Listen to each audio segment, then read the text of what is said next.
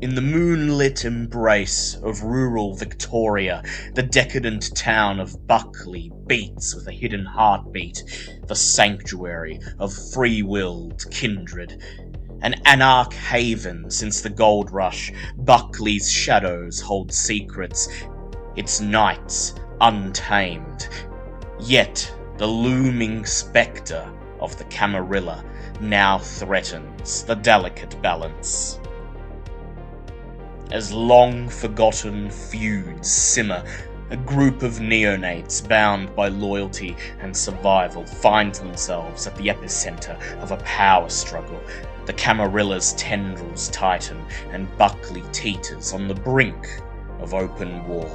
Welcome to the dance of shadows in Buckley, where the anarch flame flickers against the encroaching night, a tale of defiance, politics, and the seductive allure of eternal power. This is Creatures Such As We, a Vampire the Masquerade 5th edition actual play podcast, presented by DM Fiat. I am your storyteller, Dale, or DG, and tonight I shall be your guide through this hidden and treacherous world of darkness.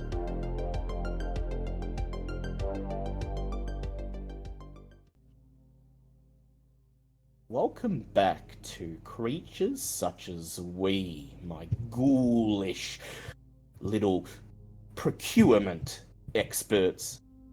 Procurement.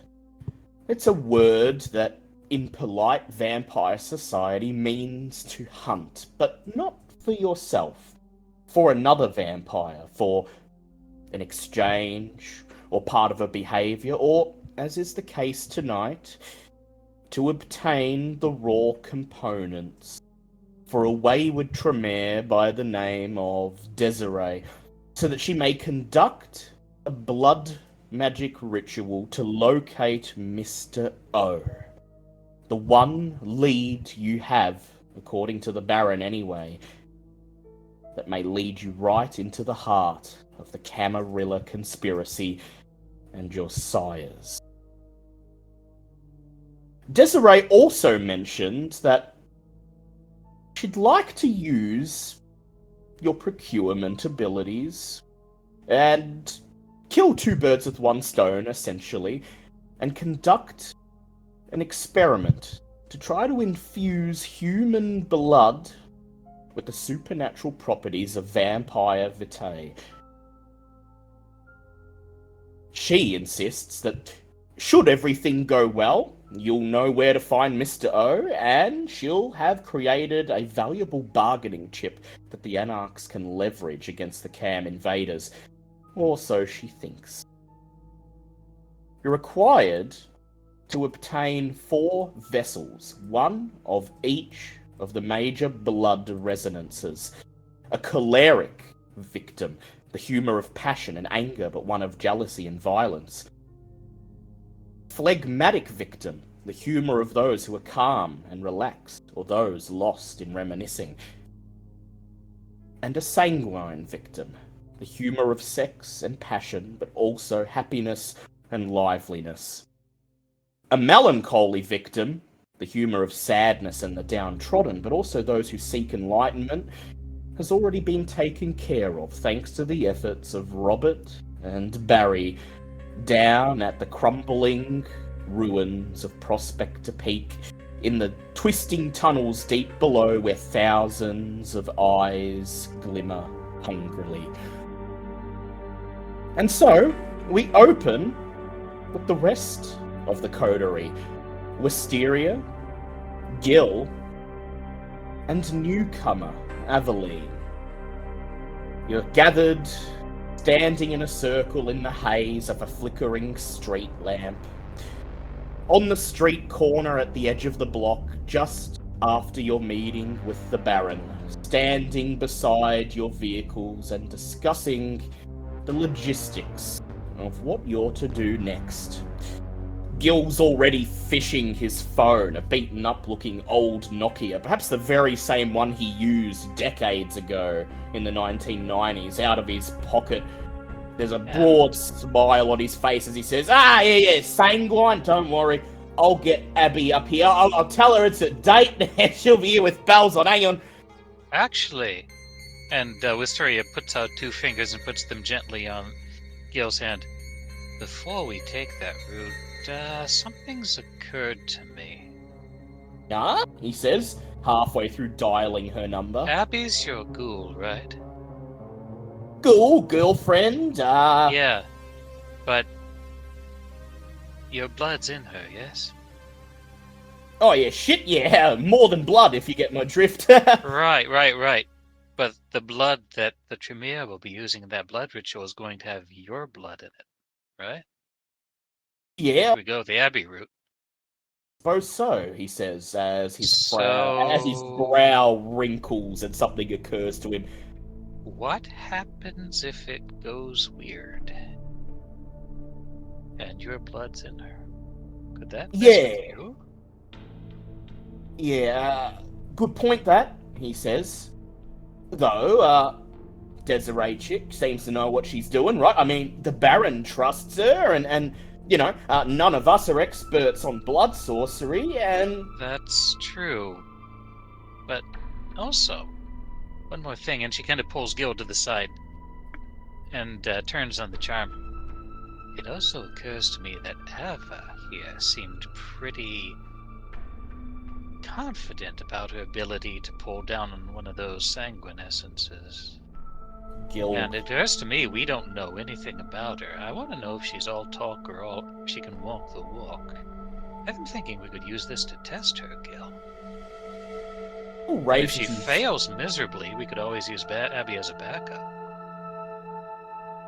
Ponders this. He just peers over your shoulder, his eyebrows raise over at Evelina, who's standing over by the car. And Evelina, you get the impression that you're being talked about. You feel your ears burn, and even before you were a vampire, this was a usual occurrence. You're quite used to that feeling of people whispering about you. Usually it's about what you're wearing, your bizarre, archaic fashion sense, or in recent years, the fact that you insist on going everywhere with a live bat perched on your shoulder. And so knowing that your new coterie mates are discussing, perhaps, some of your finer attributes, do you make a little show for them? Do you let them know that you can hear them, that you're aware that they're talking about you, or do you just do your best to look pretty in the flickering light? I whisper my bats are sweet. So, there's the sound of fluttering wings, and Wisteria, before you can continue, before Gil can actually weigh in on what you've just said, you hear a loud, high-pitched shriek. Eee! And Evelina, I'd like you to go ahead and make me a Charisma plus Animal Ken roll. Can't find my dice. It's okay, I got them. It's okay. And don't forget, any hunger you have, replace dice in the pool with hunger dice. Oh, I do have a hunger. Oh, 1 second. It's been a little while since we last played, so... It has. No rush. No rush at all. Charisma plus what, sorry? Charisma plus Animal Ken, please.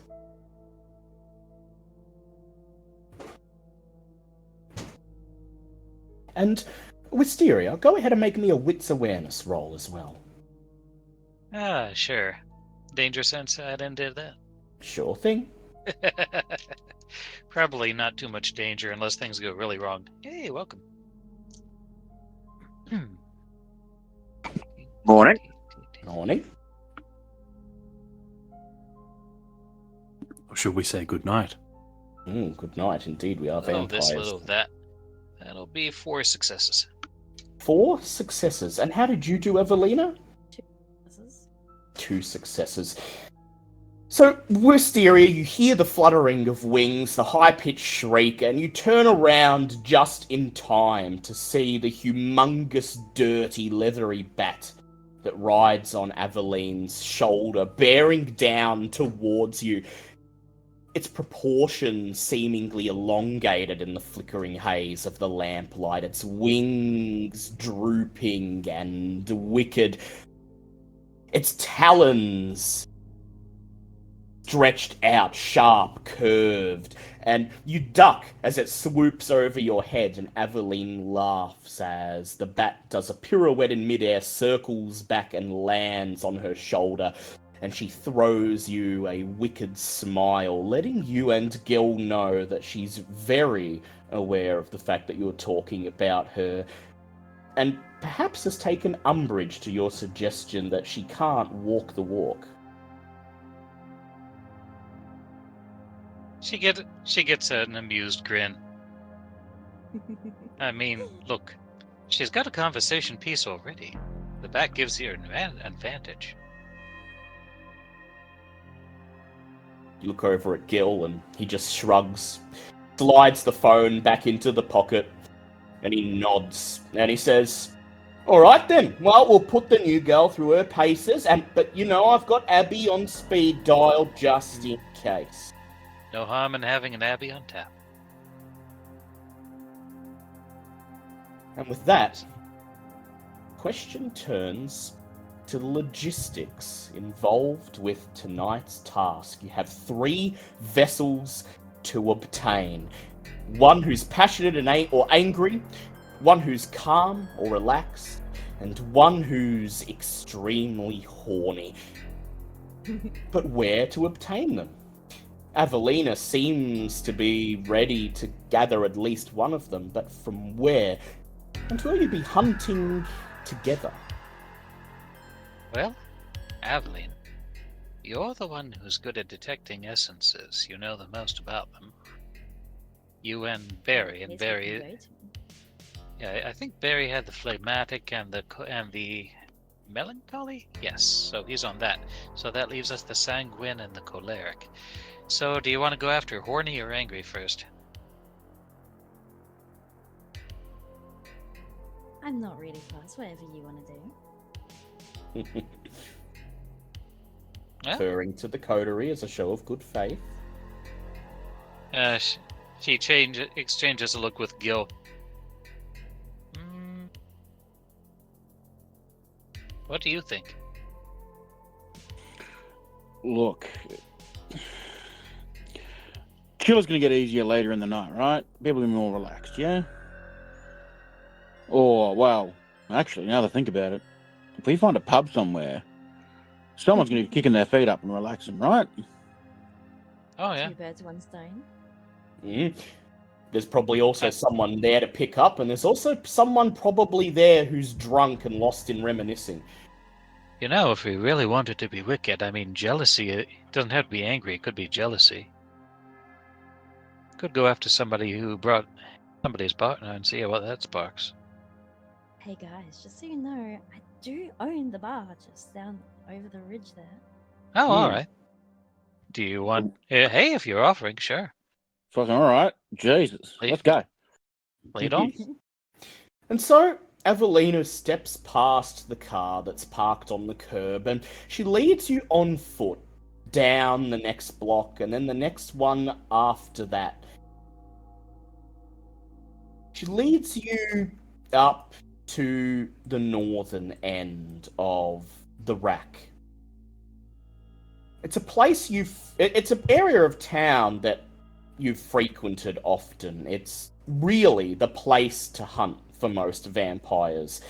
The concentration of bars and trendy cafes and nightclubs in this section of the city is perhaps the closest thing that Buckley has to thriving nightlife. However, you've not set foot in this particular nightclub, Avelina's nightclub.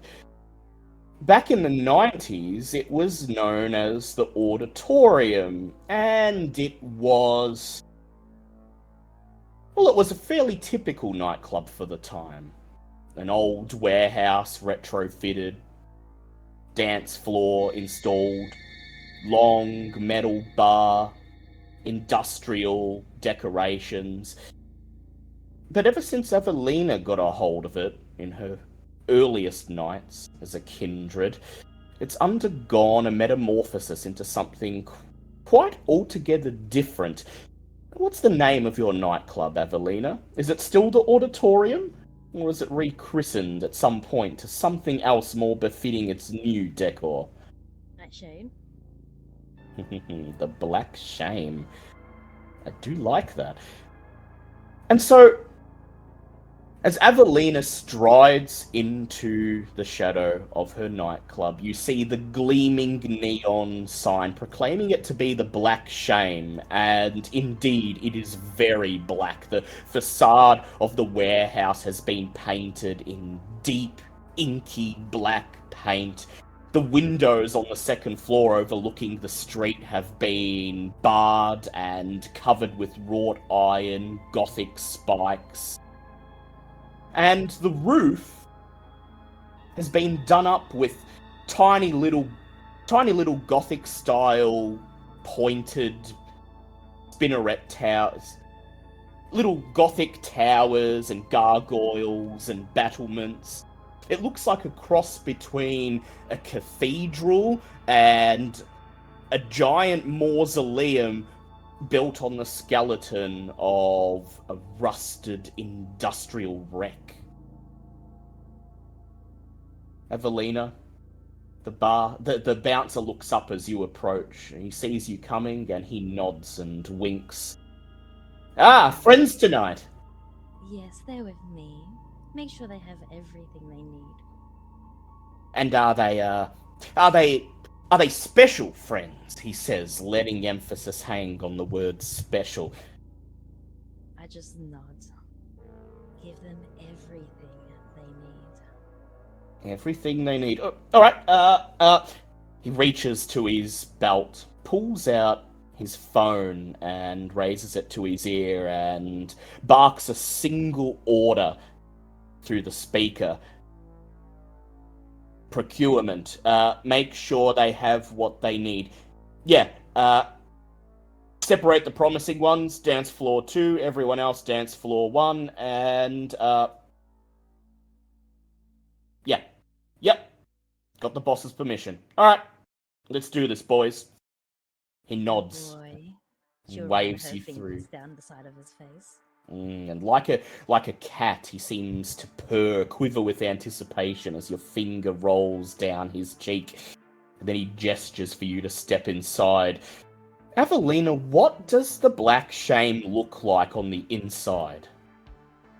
So, as soon as you walk in, it's just a vast opening with different levels in the bottom floor, where one area is the dance floor, and behind that is the DJ table with the lighting. It's all purple, black, and red light. There's no other colors. To the left, you would have the bar, where we would usually all sit, but we have a special bar out the back for everyone else who comes by. Evelina's special friends. Stairs that go upstairs. And how many dots in herd do you have, Evelina? Unless I'm mistaken, I think it was 3? It is 2. 2? Please go ahead and roll 2 dice for me. Just 2d10? Just 2d10. No hunger involved. We're just rolling your herd background for this. 2 success. 2 successes.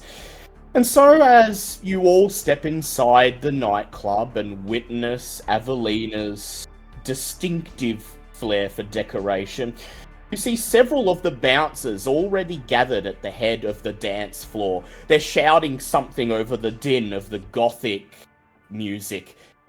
All right, everyone who's on Evelina's list over this way. VIP dance floor is open. And he gestures towards a smaller chamber off to the side. There's some ticker tape and another bouncer and some velvet curtains separating it from the nightclub proper.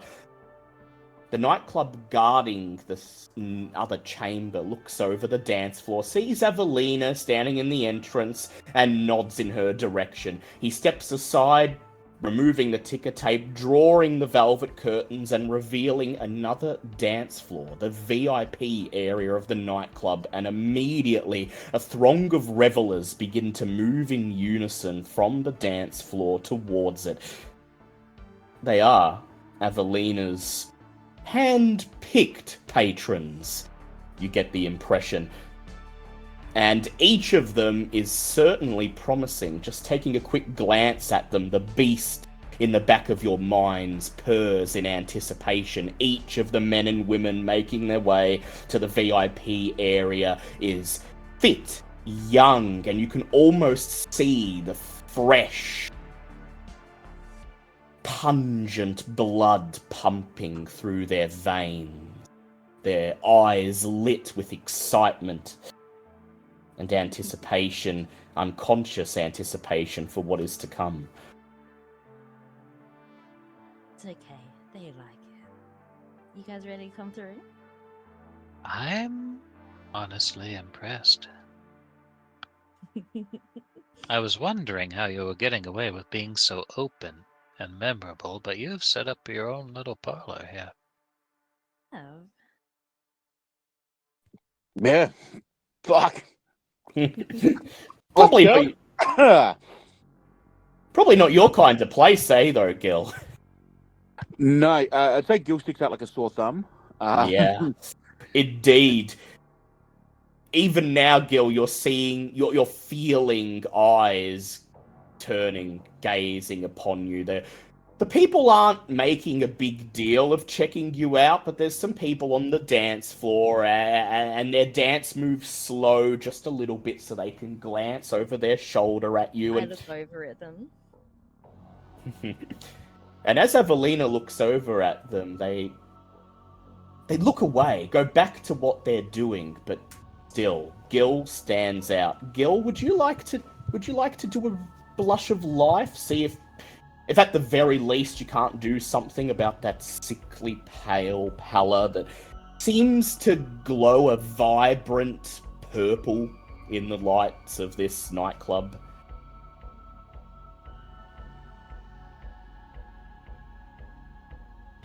Or will you simply let them look? No, Gil's gonna blend in and take the blush of life, but get hungrier for it. He's not quite concentrating tonight.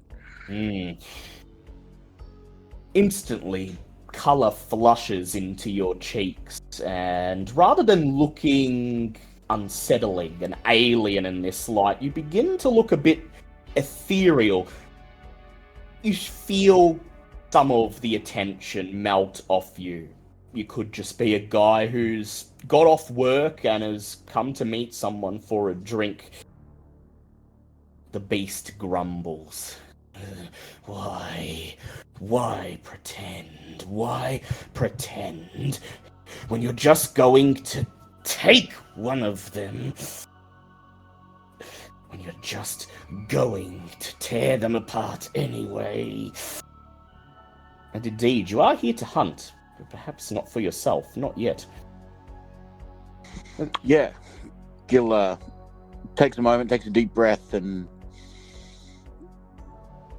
looks to Avelina and Wisteria, and we should go. Let's get moving. We should. And Wisteria will use the blush herself. Go ahead. And not get hungry at it. Evelina, this is your nightclub. You don't have to do the blush of life. Everyone's used to you looking quite pale. They think it's all part of the gothic cheek, but it's up to you if you'd like to, just in case. It may make the task ahead slightly easier, knowing that your flesh is warm to the touch rather than deathly cold. Sure. Go ahead, rouse the blood. See if you get hungrier or not.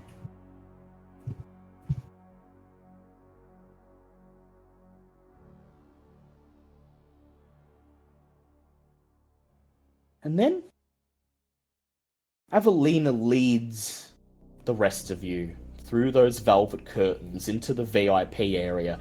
She immediately raises her hand, makes a motion to the balding, overweight bartender at the very back, perhaps the sole remaining fixture from when this was the auditorium. He was young and weighed a bit less and had more hair back then. Evelina only keeps him around because there's something about him that she can't quite put her finger on that intrigues her. He immediately gets to work, pouring a drink for each of you, and as you gather around the bar and begin to sip the long, Gothic-style goblets of wine, you scout the room and narrow down your prospects. I'd like everybody to go ahead and make a wits awareness check, please.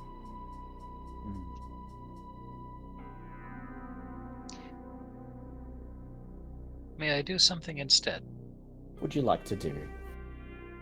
I think I'm going to use Sense the Sin to find a couple with a member who's cheating on the other. Very, very good idea. You may go ahead and rouse your blood and make your Sense the Sin roll instead. Yeah, but we should probably have a few people looking for the other old-fashioned way, just in case this doesn't. 4 successes. Successes. Meanwhile, Gil and Evelina, how'd you guys go on your wits awareness? 4 successes. 4 successes? 3 success, 1 crit. Oh, very nice. So, Wisteria, you pull the ambient darkness that lurks in the corners of the building around you like a cloak. And your mind attunes with the rhythms of sin and debauchery. It's more about guilt, really. And there you see him. It's like the air in the room shifts around your head and causes it to turn and stare. He's sitting in a booth on the other side of the dance floor. A man wearing an ill-fitting business suit. He sits in his booth in the corner, muttering unheard to himself, trying best to discreetly scroll through his phone, and he's sitting at just the right angle, Wisteria, that you're able to make out the logo on his screen. The logo of a dating service. A dating service that caters to those who are already married. He flicks his finger across the screen and then hunches over his phone, looking furtively around, gazing into the dance floor. Perhaps he's waiting for somebody. Then, Gil and Wisteria, you find prospects of your own. Gil and Aveline, yeah, probably. Gil and Aveline, you find prospects of your own. Standing out the front of the VIP area is a woman with olive skin. Sweat runs down her brow, her face is wrought in anger as she swears at the bouncer, who holds out his hand, refusing to grant her entry. He offers her a cigarette, flicking the packet open in front of her. She whips it out, sticks it in her mouth and lights it, and then continues to let a stream of profanities fly loose. And also, I'll be back. you'll be back. And also, at the bar right next to Gil, is a harried-looking middle-aged man, seemingly trying to enjoy an after-work beer. But he hasn't been able to take a sip of the thing yet because he's been interrupted by a phone call, presumably from a client. Someone who's called him to discuss business when he's trying to relax, and he looks very irritated as he goes through the finer points of website design with whoever's on the other end of the phone. The bartender leans over and opens his mouth to ask if there's anything else he would like, and he snaps back, Nothing. I'm busy. I'm busy. Go away. And Avelina, with her bloodhound trait, all she has to do is sniff the air. And she confirms what you already suspect. The guy at the bar talking to a client, he's particularly phlegmatic. The woman screaming at the bouncer over at the entrance to the VIP room, well, that smells to her like a choleric resonance. And of course, the cheater off in the corner, furtively scrolling his dating app. She winks at Wisteria and she says, I don't think I need to tell you what sort of blood he's packing. Sanguine. Pick your poison. Oh. Well, we could actually. 3 of them, 3 of us. Could. It'd probably be the most efficient way to do things, but these vessels are, well, they're unique. They're each in that exact emotional state that you need them in without having to do anything to push them into that state. And that tells you that you've pretty much got one shot. Say the wrong thing, rub them the wrong way, you risk shifting their resonance entirely. As Avelina said, pick your poison. So we've got a married man looking to cheat on his wife. Probably easy to get horny. We've got a woman who's really mad. And we've got a man who's brooding? Upset? What's his deal? What's phlegmatic again? Remind me. Phlegmatic is, of course, the humour of those who are calm, relaxed, or lost in their own reminiscing.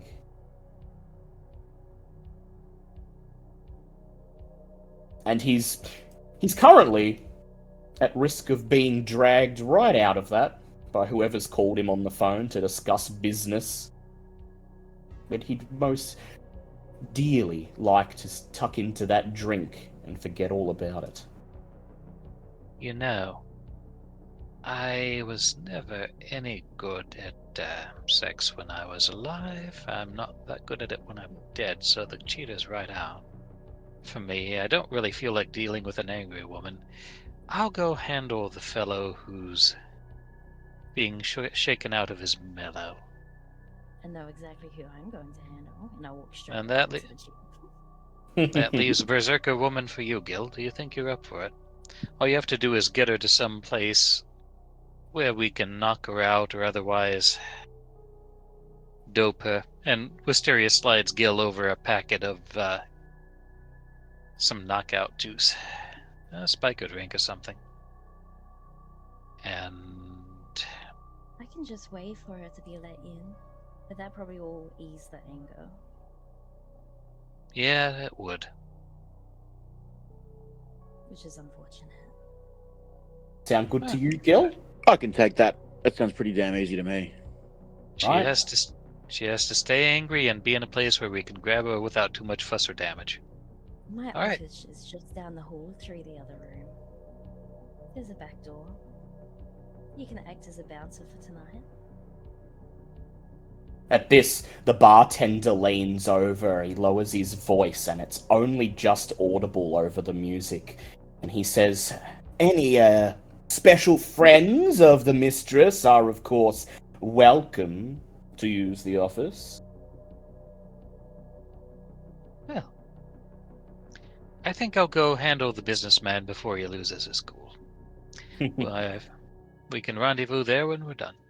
Avelina and Gil vacate their stools and they are off into the mass of sweat and writhing flesh that is the nightclub.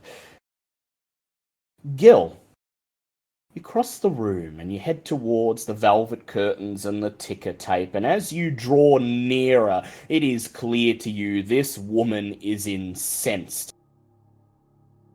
approximately half of what she says is outright profanity. There's lots of fucks and cunts and things even worse than that. Some of them in very creative combinations that you've rarely heard before.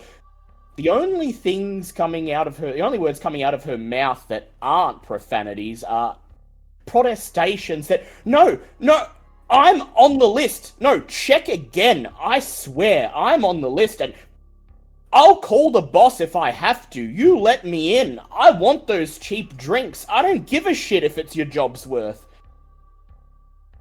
The bouncer, for his part, is just standing there, shrugging, smiling, with a smile of fake sympathy. I'm sorry.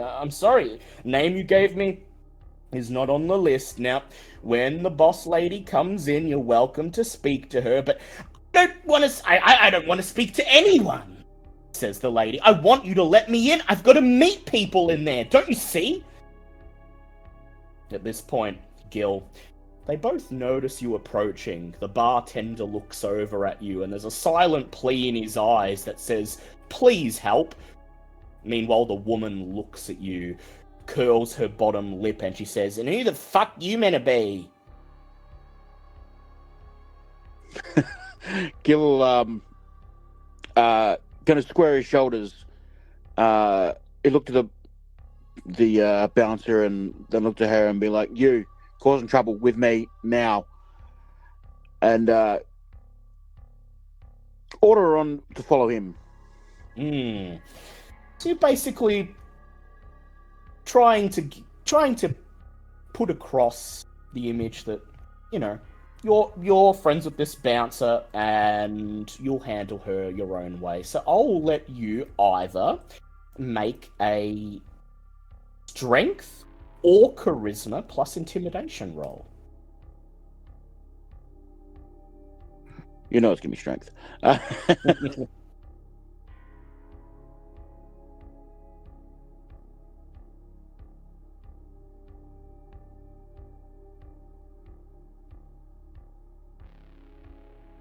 That's only 2 successes, so I'm going to spend a willpower to make sure that this works properly. Good idea.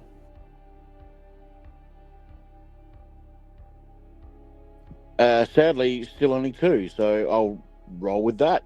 Alright, I'm going to roll for the bartender / woman, and that's 1 success. The bartender sees your muscles under the hem of your shirt, and then he looks into your eyes, and maybe it occurs to him that you're one of Avelina's special friends. And he takes a step back, shrugs, and he says, look, if you got business with her, she's all yours. He gives another smile to the woman. He says, apologies for the mistake. My colleague here will take you up to the bar. Fucking oath, she says, taking a drag from the cigarette and exhaling it into his face. You begin to lead her across the dance floor once again, and she says, so, you must be new here. Haven't seen you before, but fuck it. It's about time they got some bouncers that actually fucking know when to let someone in. I mean, look at me. Clearly I've got money to burn, eh? Got all this pussyfooting around, and ahhing. Well, if you hadn't come along, I reckon I would have told him to fuck right off and spent my night elsewhere. Play your cards right, and you won't have to. Come with me. And he'll take her to the bar.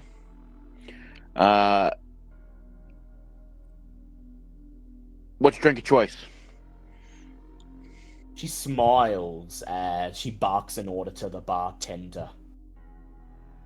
Vodka on the rocks. No, put a bit of OJ in there too. And make it snappy and make sure it's fucking cold.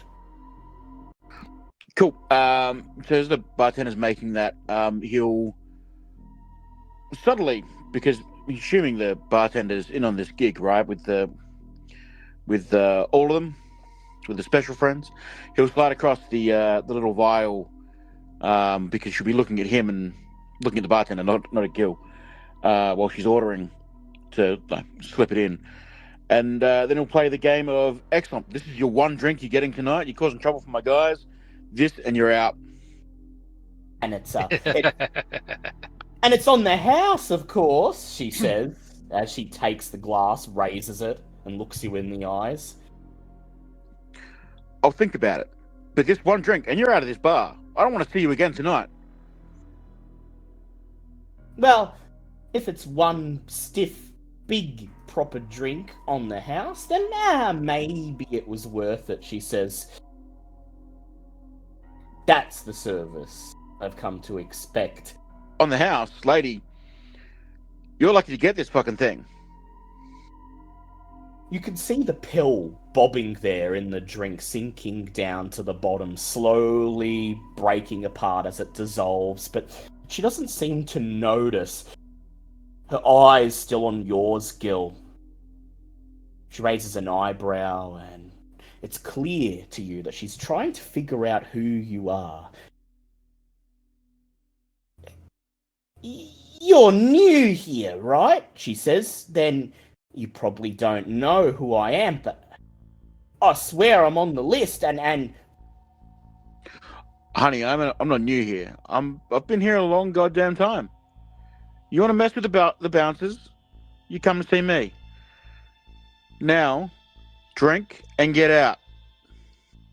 Oh, I've got special treatment, she says.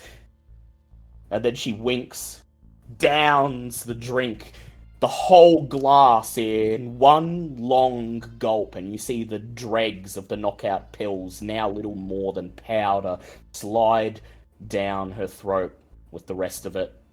She lets out a long, satisfied burp, patting her stomach, and she says, Now, see, I think that was almost worth it, getting kicked out for that. And it was so good that you might be able to persuade me to pay for it. Persuade you? You're paying double. You're on treatment? You're getting this. She spits. Although she's only sort of half angry at this point. She smiles at you. Double? Well, I'm sure we can discuss this. I came here last week, you know.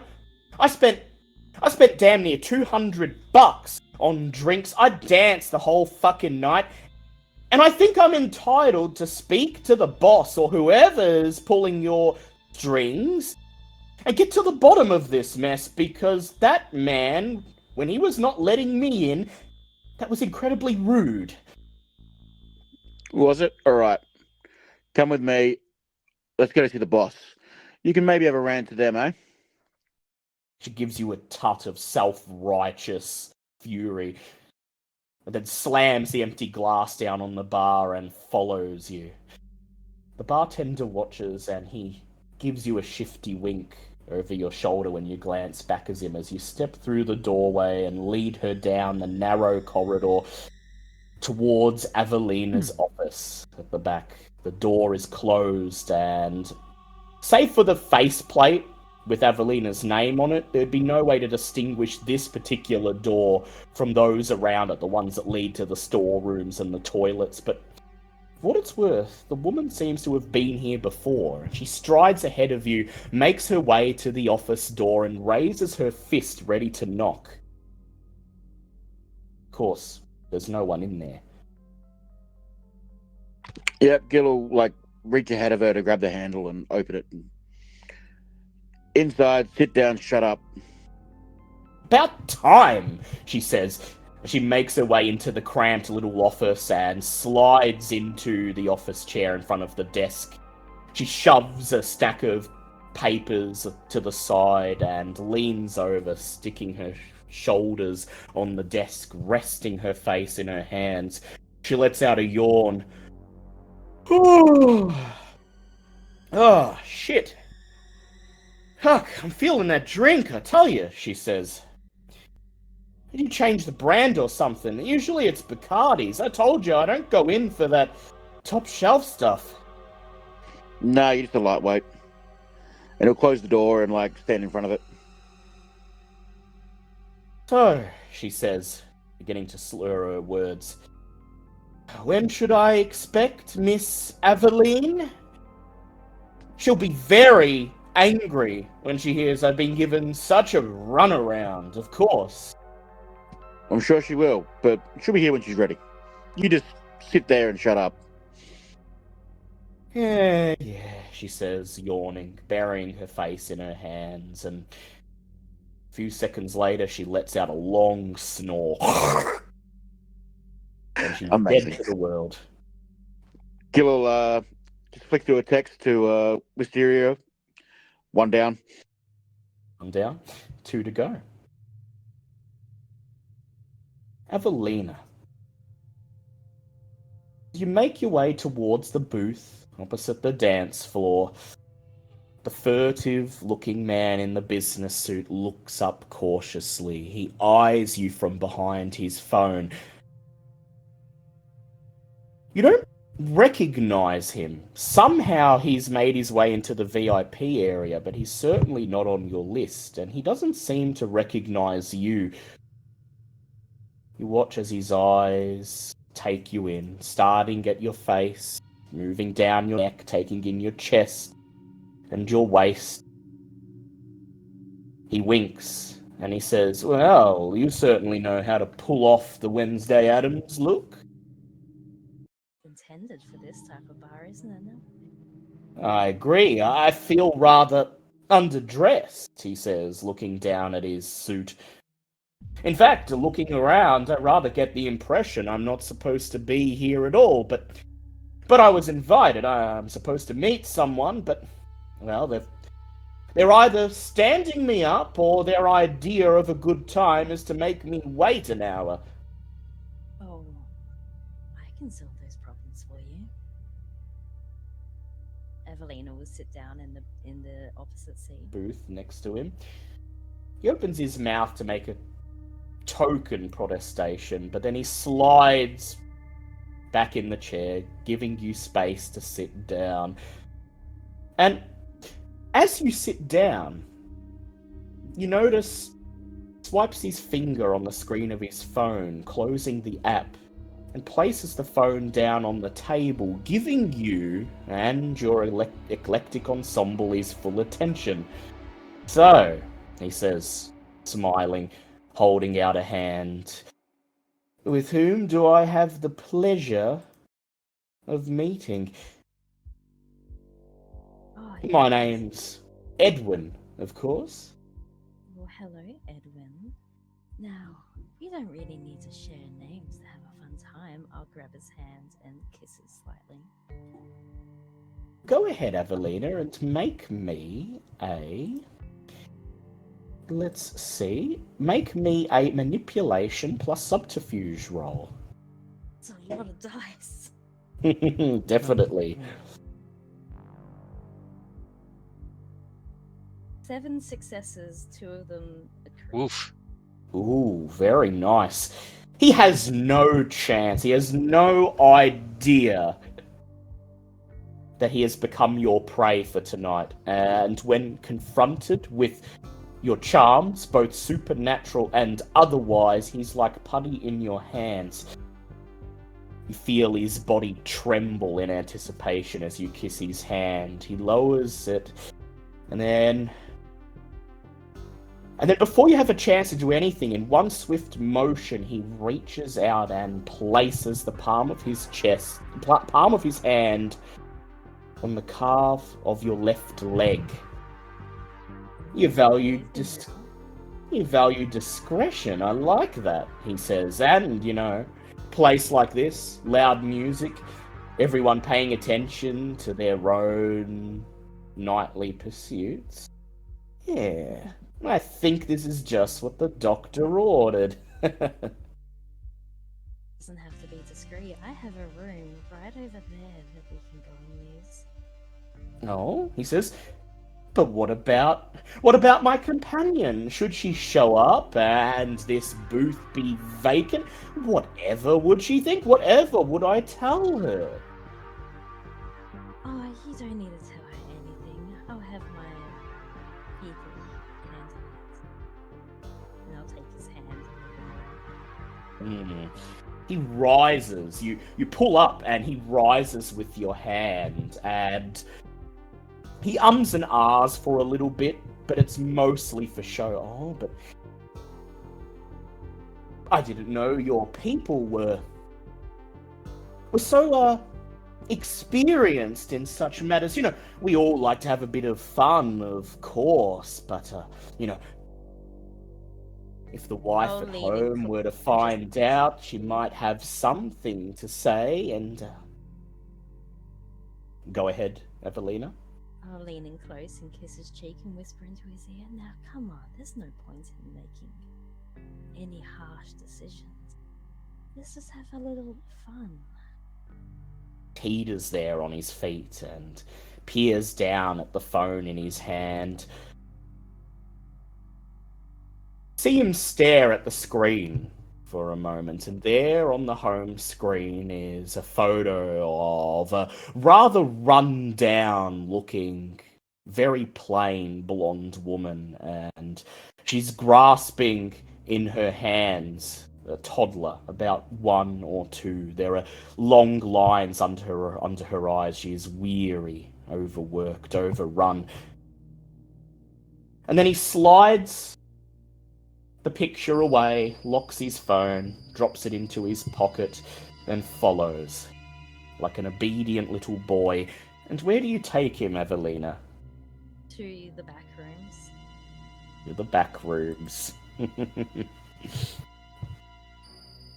The bartender watches you lead him by, as he's seen this happen 1,000,000 times before, and he flashes you a smile over the man's shoulder.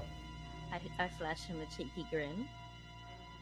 He blushes, and then turns around, immediately busying himself wiping a dirty glass clean. And you make your way down the long, narrow hallway. You see the door of your office approaching, and you can see Gil's shadow cast through the crack at the bottom of the door.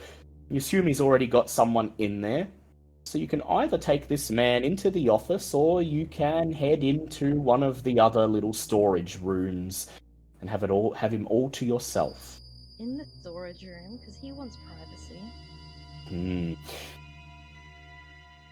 Carefully push open one of the doors and gesture to the room beyond. It's filled with nothing but wooden crates and cardboard boxes and folded up tables and chairs, but he doesn't seem to care. He makes his way over to one of the cardboard crates, pulls himself up onto it, and sits watching you with obvious bedroom eyes. "Oh, slumming it," he says, looking around. "I like this. Definitely a change from the old marital bed." I'll walk up straight up to him, climb on the box on top of him, and sit right on his lap. Whole body seems to groan, and you can feel his heartbeat. Thump, thump. You can feel the blood coursing through his veins. And you can feel something else of his rapidly engorging as it fills with blood and pokes into the underside of your leg. "So what now?" he whispers. I'll gently kiss up his arm all the way to his neck. And then? I hope you like this, because you're gonna have a wild time. He just lets out a non-verbal, animalistic moan and gasps for breath. I bite. You bite. You can feed from him yourself, but this will, of course, mean there'll be less blood in him for Desiree to take advantage of. However, you know from experience, when you're done with your prey, they seemingly just fade into unconsciousness in the extreme ecstasy. This would definitely put him to sleep, but he would be a marked vessel. Is that fine with you? Not going to bite him hard enough. I'm just going to bite him to the point of where it's too much for him. Go ahead and Not make taking blood, more like overloading him. Okay. Yeah, overloading him with the kiss. All right, go ahead and make me a manipulation plus, shall we say, performance check for this. That works. Do I need hunger for that one? You sure do. Yeah. Because You this can- could go bad. You can feel his blood vessels coursing with sustenance as you fold his flesh into your hands. 5 successes, 2 crit on the black. Not a messy crit, thankfully. You nibble at his neck, your fang, the very tip of it piercing his skin. A single drop of blood rolls down, and you quickly lick it up. A tantalizing taste. And you so desperately want to take more. The beast urges you to forget about Desiree. Take what you need. Treat number 1, because you deserve it. But you push the beast to the back of your mind, lick that single drop of blood away, and wrench the fang out. As you feel his body fold, collapse in your arms as the ecstasy overwhelms him, as he throws his head back, rolls his eyes, and groans, and you whisper, "That's it, that's it." And within seconds, he's stupefied, lying on top of the wooden crate, his eyes closed, snoring softly, moaning in his sleep. Should last him for a little while. I'm gonna yell at, "Hey, Gil!"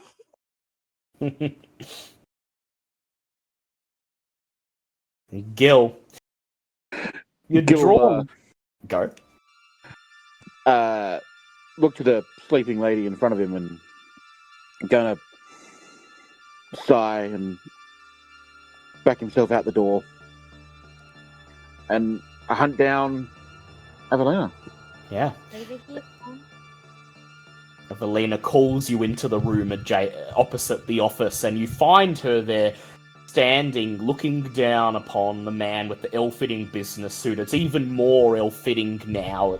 His collar's lopsided on his right, hanging off his right shoulder, and he's not quite out of it. He's in that in-between state where you're not conscious enough to realize you're rapidly drifting away, but not quite fully asleep, and could be roused.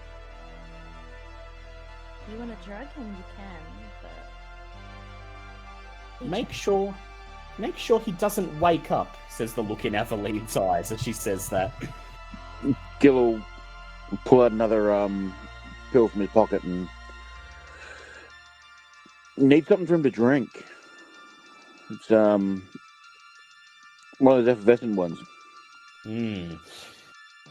Evelina fumbles around in one of the cardboard boxes and hands you a can of craft beer.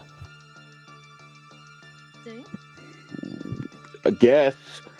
He'll like look somewhere to pour out half of it to make it a little bit easier, and then just break up the pill into the rest of the can. The man gurgles as you pour it down his throat, and Evelina sits beside him, whispering, "It's okay, it's okay, shh." Drink up, darling. He makes one more gurgle and then lets out a long, groaning snore. And he's dead for the world, just like the woman in the other room. 2 of 3 down. Gil nods and like thumbs up. Well done. Should we get the man a pillow? Like, Jesus. Maybe. There's a bunch of newspapers over there in the corner and some old cloth. Gil will get a couple of newspapers and just put it over the guy's crotch. Like, wow. We don't As you gather- we don't talk about this to anyone, okay? I hate to say it to you, but this is the first story I'm going to tell later on. Oh, No mentioning of this to Abby, you hear? Actually, no, I think Gil probably would mention this to Abby, and she'd just like look forlorn at him and say, "Glad you had a good night, my love." Later on. Aw. And we now go to Wisteria. Wisteria, you're still seated at the bar. The other two have got up to attend to their marks, but yours is right next to you. There's an empty stool between you and him, but he's within arm's reach, and he's starting to grow impatient as he talks on the phone. No, All right. no, listen, there's something with the SQL. The form shouldn't... Look, I'll fix it tomorrow when I come into the office. I'm at a bar, I've got a nice drink, I just want to... Wisteria it taps has his to be done tonight?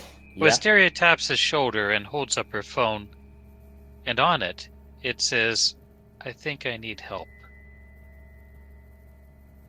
Around, he stops mid-sentence. No, it'll be fine tonight. I mean, I'll come in tomorrow. She looks and desperate. Peers at the phone you're holding up, stops mid-sentence, reads the message upon it, and not sure what to make of it. He takes a good look at you, at Wisteria herself. And what does he see? He sees a young woman in her 20s who's shaking a bit. Do you have your presence active? Not yet. Not yet. So for now, just go ahead and make me a charisma... That would draw the entire room, so... Most certainly. So for now, just make me a charisma performance check, please. Not a manipulation deception? Oh, that. I'll let you do that. Manipulation, subterfuge. Alright. We'll go ahead and boost. I want this to go smooth. Hey, I don't get hungrier. And that is 4 successes. You see his bottom lip curl in concern as he takes a good look at you. His eyes linger on you and your body shakes. When he peers down at his phone for a second, you take the opportunity to reach up, mess up your hair so it hangs loosely around your head. And when he looks back at you, you look slightly more disheveled than you did a second ago. Hang on, Jeff, he says through the phone. Something's come up. Look, just close registrations for tonight. Refund anyone who asks for it. I'll come in tomorrow. We'll sort this out. And swipes his thumb on the phone, lowers it. She leans in. I need to get out of here. Can you take me somewhere else, please? Yeah, he says, reaching out with his hand to guide you up from the stool as he rises to his feet. He looks around the bustling nightclub, around the dance floor, perhaps trying to find a sign of danger. And then he leans in and he says, Are you okay? It's nothing medical, it's please. She clutches his arm. I don't want to be alone, and I need some company to talk this out. Company, he says. You look safe. Are you safe? Please, let's go. I'm just trying to have a relaxing night. I'm not involved in anything, but if you need help, I can sure, of course. I mean, of course I'll help. And she takes him up to the roof. Lead him away from the bar towards the fire escape on the other side of the dance floor. He fidgets a little bit, looks over his shoulder at the bar. He's still clutching his drink, and he says, are you sure? I mean, if to the bar, I can order you a drink. We can sit and we can wait. We can call the police and we can wait for them to show. And yes, that could work. Yes, that could work. I'm sorry. I don't really want to cause a scene. Slides over- back into his. Go ahead. You're going to think it's stupid, she says. He gives you a look that simultaneously says "try me" and also "it can't be that bad." And then he slides back into his stool. He makes a hand motion, summoning the bartender, and he says, for the lady, what's your poison?" Rum and Coke, I think. That'll Rum do. and Coke? Rum and Coke? Yes. It's as you say it, you realize that something seems to be on your side tonight, as the glass he holds in his hand is also a rum and Coke. He smiles and he says, "Good choice." And as the bartender slides it onto the bar, he says, "Now," he says, "whatever's going on, whatever trouble you're in, look, Oh, it's... look, we You're can going just to have think- a calm drink, we can calm down and relax, and you'll be safe here as long as you're with me, okay?" Thank you. It's actually not... You're going to think it's stupid, but I'll tell you anyway. I get overstimulated. Ever since the pandemic, I've been trying to ease myself back into peopling, you know? And I just got down here, and I was trying to just have a drink and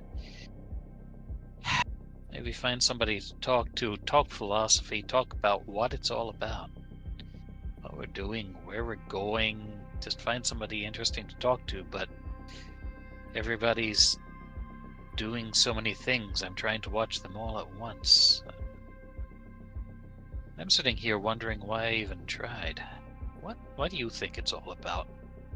He gives you a commiserating smile as he takes a sip from his glass. When he lowers it, he says, "Ain't that the story of my life? Tell me about it, please.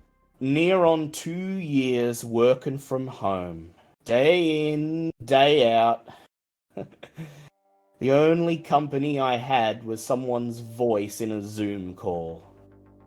And then finally, I get the chance to go out into the world, get a nice drink and just relax and soak up the atmosphere, and what do you know? Someone needs something fixed tonight. It's like once you've let the work from home genie out of the bottle, you can't put it back in, and now what used to be a 9-to-5 job is just something I always got to be on call for." He holds out a hand. He says, "Clark." Winsy. Wendy. Wendy. Sorry, I've had a few. Wendy. Yeah, well.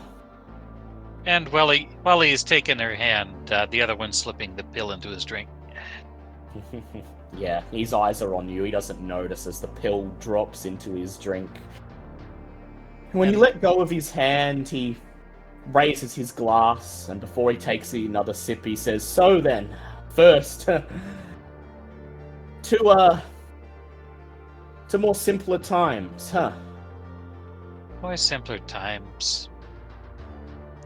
Everything was simpler back then. Now it's complicated. But she clinks and takes a long pull. And he does the same, draining half the glass in a single gulp.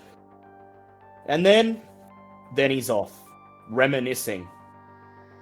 He doesn't really seem to care much about your problem or keeping you company anymore. He's off on a long-winded tale about how he hasn't had a proper weekend in at least a month, as his Saturday nights typically involve troubleshooting or overhauling some web page or form or another, and how he spends hours fixing the tiniest little problems, only for them to be miraculously broken a couple days later, necessitating the whole process to begin anew. And after a few moments, his speech begins to slur, it begins to slow. He, still looking into your eyes, lets out a long yawn. You look like you're overstimulated now. Oh dear. Here, let me... I saw an empty couch back there. Hang on. She'll get her arm under him and walk him back toward the room. I don't know. Let's go talk someplace quieter. Don't know what came over me. He said, one drink and... but I tell you, it's all those nights bloody locked in doing nothing, and tolerance has gone down. I get out for the first drink in months and it knocks me on my feet and he stumbles on his feet. Oh, easy there. And he is... Here, I'll get the door. And as you push for the door, he is out, slumped in your arms. He mumbles something incoherent, and then nothing. And as you open the door, you see Gil and Evelina standing there. The woman and the man in the business suit already there, lying on top of the wooden crates, their arms and hands secured with cable ties, ready to move. And that's 3 for 3. That's 3 for 3. I actually hope this one makes it out alive. I have a use for a computer man. He seems like a decent fellow. That's a rare combination. There's a knock on the door, a short, sharp rap. You all whirl around, dreading that you're about to be caught with these 3 unconscious victims, that you're just about to move to another location. And there's a decent chance that no one will ever see them again. But you need not worry, as the balding, overweight bartender shuffles into the room. There's a broad smile on his face as he takes in the scene. Mistress! Work for the night done, I presume? For now. And, should we, expect these regulars to, return once the festivities are done? Probably not. You may want to take them off the list. I'll notify the bouncers immediately. He turns to leave the room. And best of luck to all of you. Wait, please. Can we try and get some help getting these to the car? Sure. No, I think the back fire escape should be unattended at this time of night. Perfect. Can you go grab my car and bring it around, please? Can do. He winks. He flashes a thumbs up as he steps out of the room and pulls the door shut behind him. And sure enough, about 10 minutes later, 3 monsters of the night glide silently through the fire escape, make their way down the narrow alleyway that separates the Black Shame from the nightclub right next to it. And 3 vessels are lowered into the boot. And Wisteria murmurs, accidentally just loud enough for her to hear. Okay, Gil, I think she can walk the walk. We're good. I look like good. Sorry. Gil nods. Well, that'll be it, says the bartender. Best of luck to you all, and if there's anything else you need, well, Lady Eveline need only ask. And he bows and flourishes and tiptoes back through the fire escape. I say goodbye and ask him to keep the VIP open for the night. You're in the mood for seconds, or you might be, he says. Very well. If we come back. It shall be done. And then, 4 of 4. On the opposite side of town, Barry and Robert are finishing up with their work. The shotgun the man carried has been discarded and now lies on the back seat of Barry's car. The man is unconscious. His clothes, his shirt and jacket in tatters from the thousands of ant pincers that secured him. And Barry, how do you secure this man for transport? Oh, it'll be a classic cable tie, I reckon. And just put him in the boot. Try not to, and make sure there's enough room that he won't go kicking around my chemistry kit. Tie off his hands and his feet with the cable ties and lower him into the boot of your car. And as Robert helps you lower him down, you see another clutch of ants vacate the cracks under his arms, the pockets of his clothing, and move as a single unit up Robert's fingers and up the sleeve of his arm. Robert, you feel the hundreds of little legs, a comforting feeling as the ants take their usual spot in the folds of your skin, in the holes in your flesh, in the hollowed out, weltering organs that litter your chest cavity. And 1,000 little voices whisper in your mind, Robert, what of the others?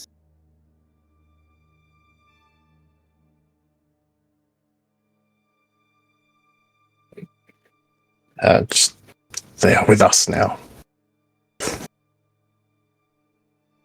So it shall be.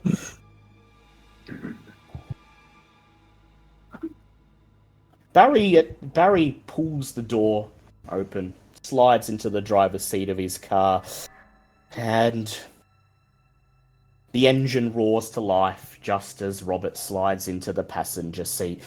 And Barry, as you watch him sit down, you see a handful of ants extricate themselves from his body, scurry away into the folds of the leather upholstery, into the cracks of the dashboard. And you wonder where they're going, what they could possibly be doing. And it's at that point, Barry, that something flashes into your head. You were entering the old mines under Prospector's Peak. You were hunting your prey, and you asked of Robert, when this is done, can we talk? Can we talk about what you've become? And here you are. As you reverse out of Prospector Peak's overgrown parking lot, and the car winds its way onto a main road and silently glides past the distant city lights. Robert sits there in the passenger seat, staring straight ahead. And this is your chance, if you'd like to.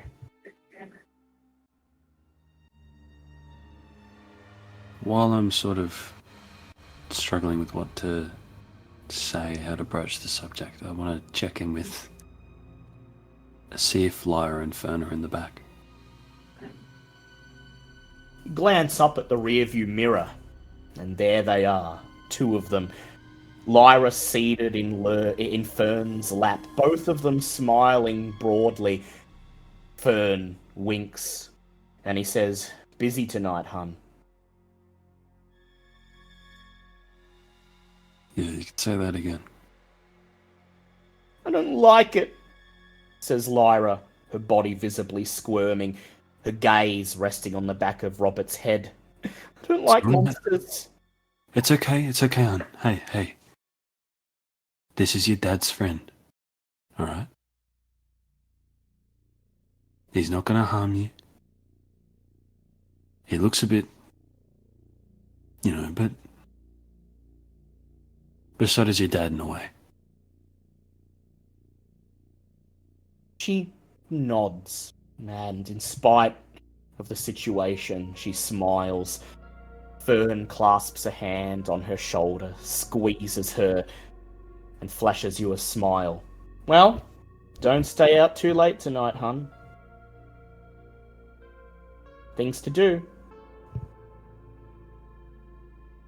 This might be one of the first times anyone in the coterie has ever really seen me crack an actual smile. It's really only Fern is able to do that for me anymore. And for your part, Robert, you see Barry glance up at the rearview mirror. You see him smile, a genuine smile unlike any you've seen him make before. And you hear him talk to someone who isn't there. And you realize you're both monsters. You have the ants, and he has something else that is always with him.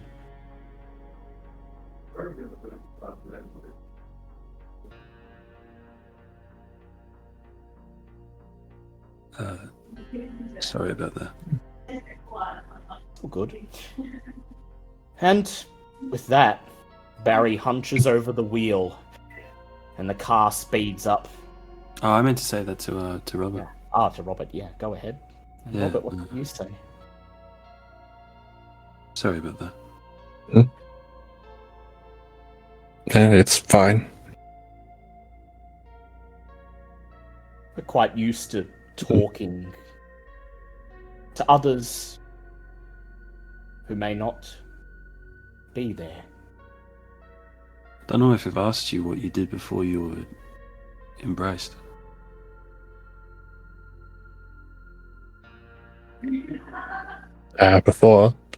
Before we worked for a security company, installing cameras and things like that. But is that really true, Robert? As you say it, instantly you know that's only what a portion of you did. Somewhere deep down inside, Robert, as much as you can still call him Robert, sure, that was his life before, but even as you say this, Robert, you hear hundreds of voices in your mind protesting that before this, they were workers, gardeners, caretakers, raisers of young.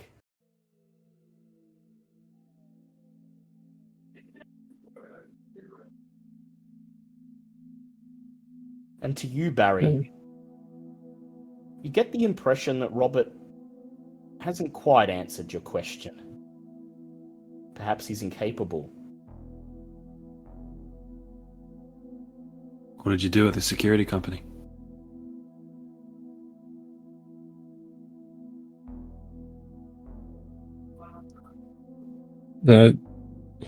Barry's response almost seems to snap him back at a moment and just, yeah.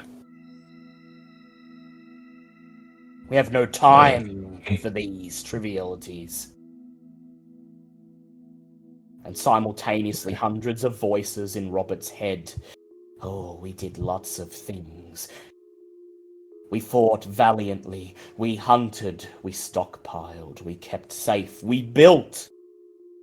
Dug. We scurried.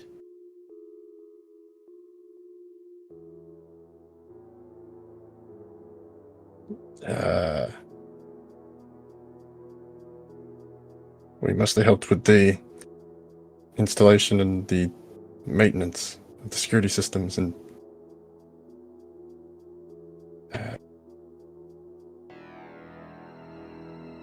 Well, you must have helped.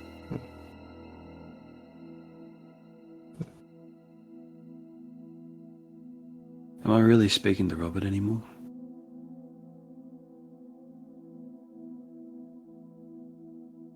yes, who else would you be speaking to? To who? To you? Or is this a collective you?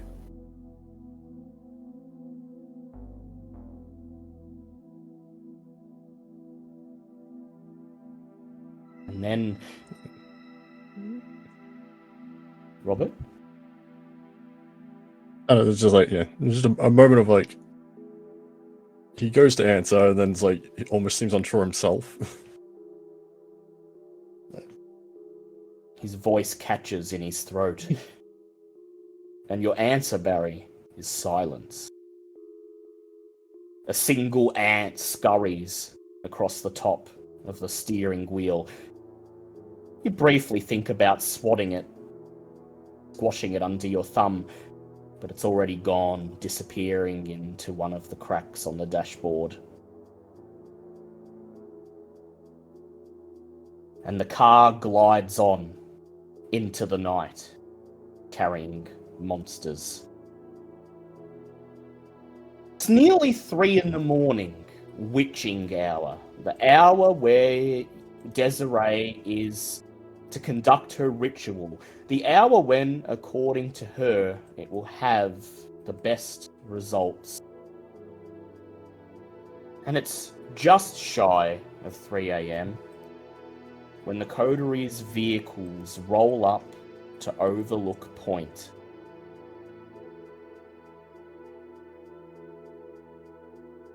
It's dark out here. The real darkness that you don't get in cities anymore. Black dark, where the wild rules, and you have to hope the clouds clear to let the moon light your way. The headlights of Desiree's car call out to you, a beacon in the black haze ahead, and the headlights of Wisteria's car and Barry's car, and Avelina's as well, paint the path ahead of you, a tight gravel road, trees looming thick on either side. Take a moment. Go ahead, Wisteria. Don't forget, been a while since we played. She rented a station wagon or two for this. That's right, her rented station wagon. The whole kidnapping thing, you don't want to use your own. Unless, The back of the rented station wagon pops open, and Avelina, Wisteria, and Gil each retrieve one of their vessels. And so it is that a coterie of vampires makes its way down the trail. 4 of them with unconscious people slung over their shoulders, blissfully, thankfully unaware of unimaginable terrors they will soon be subjected to. The road ahead opens into a gravel clearing, a rest area with space for a few cars, some tables, benches, and a small public restroom. A beat-up Ford Focus is already parked here. Desiree's car, the headlights pointing down the path back the way you came. Perhaps, in another life, you'd have unpacked some meats here, fired up the barbecue. But it's cold tonight, deathly cold. That life is no longer yours, and you have an appointment to keep. Is there anything you'd like to do before you make your way out into the clearing and make yourselves known to Desiree? just have a good look around the area. Yeah, same. So, Send that off. you send your bat? Nice. Alright, Ooh, eyes in the sky, good idea. very good idea. You pause at the very mouth of the clearing. You can see Desiree's car, you can see its headlights, but there's no sign of Desiree herself. The rest stop is empty, devoid of life, silent, unmoving. Wisteria and Robert, you can each make a wits awareness check, as can you, Barry. You can make a wits awareness check and add your auspex for your heightened senses. And meanwhile, Avelina, you may go ahead and make charisma animal chem check.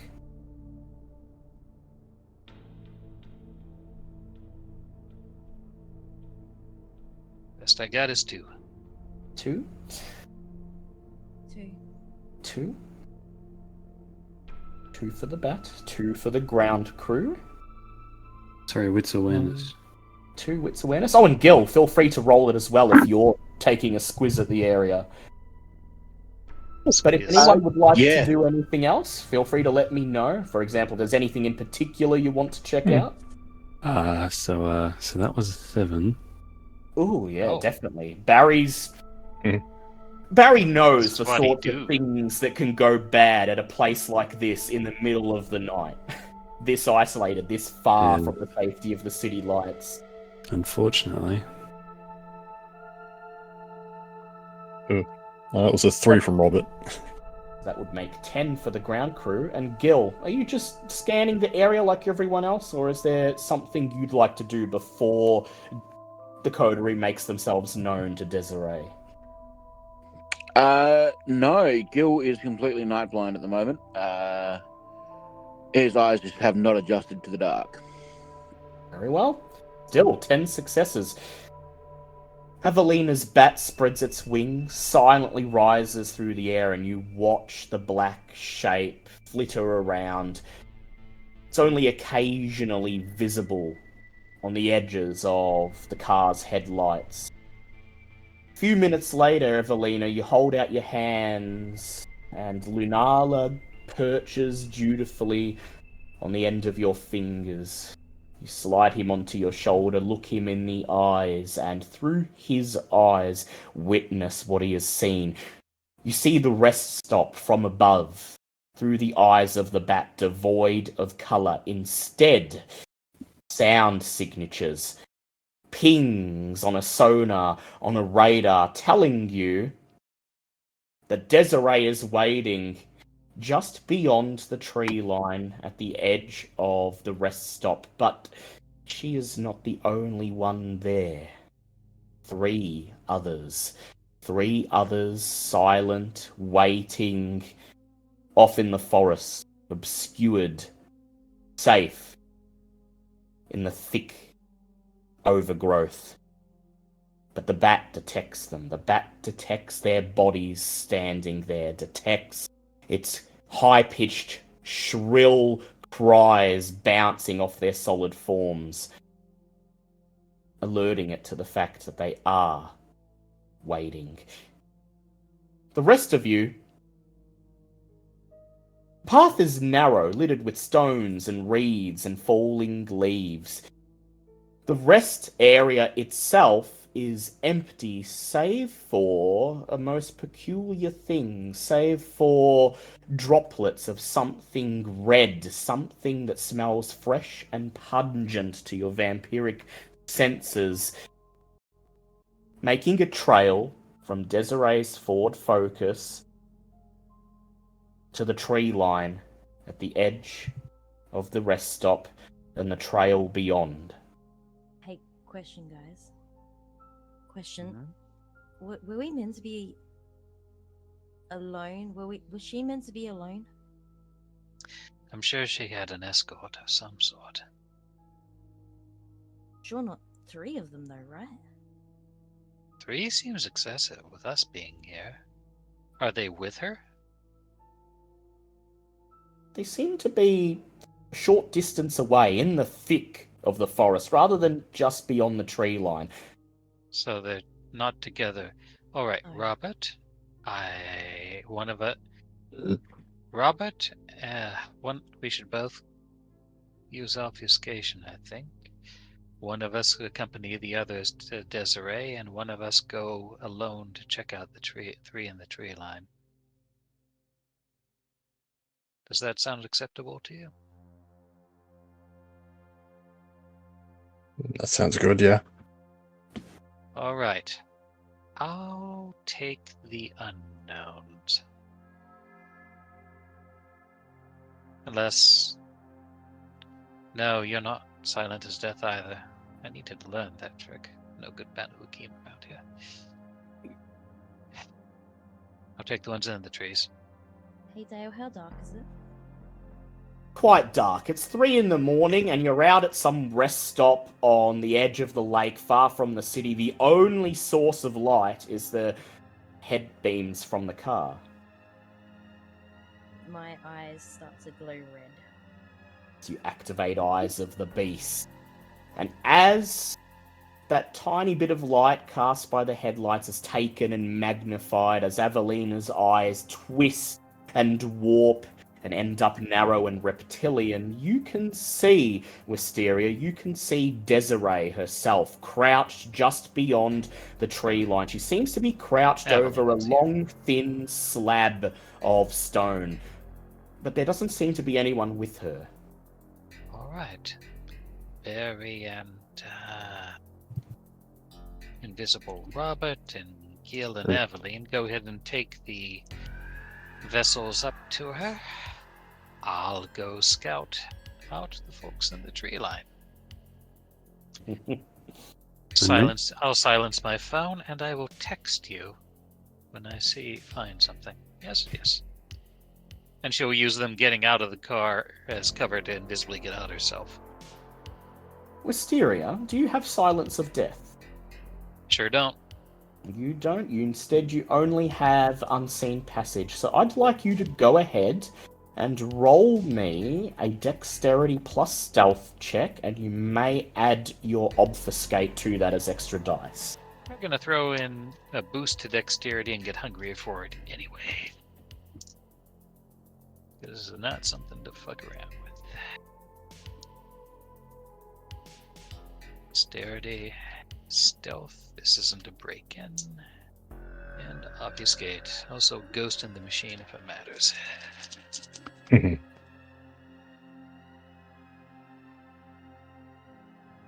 dice giveth. That is almost like I'm a thief or something. 6 successes. 6 successes? Sorry, 7.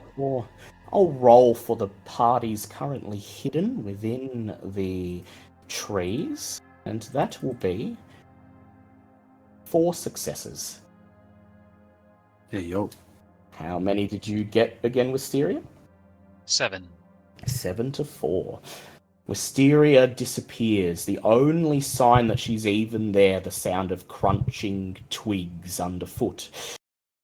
So, Gil, Robert, Barry, Wisteria, are you all content to bring the vessels through the tree line towards Desiree?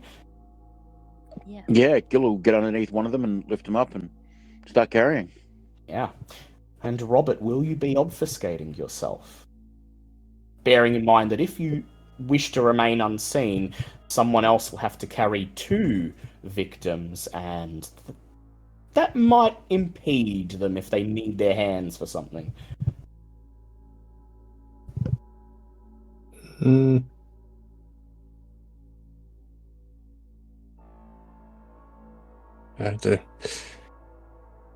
Would one of you be able to take 2 if we were to also obfuscate? Just keep an eye on things, make sure no one jumps out on us. What are the Barry others? puts another one on over his other shoulder. Strips the poor chap from the amusement park off Robert's shoulder onto his own, and Robert, go ahead, rouse the blood. Success, so I don't get hungry.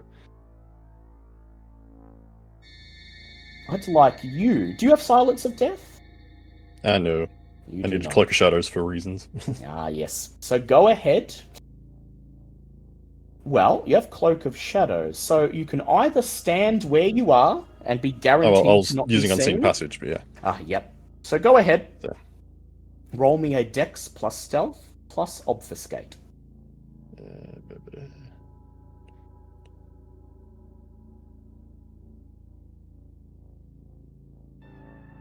Jesus.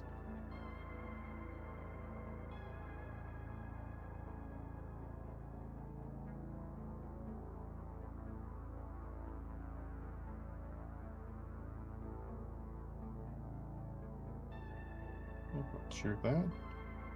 What?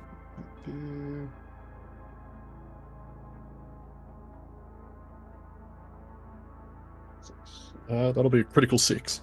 Critical 6. Yeah. Critical 6 to the other parties again, 4 successes. Good. And so you make your way forwards, past the bent twigs and the overgrowth, through the trail, through a section of thick forest until you emerge on the edge of the lake. You step out from the trees onto the shore of the Barnong wetland. It's like a sheet of obsidian against the night sky, reflecting only a little moonlight.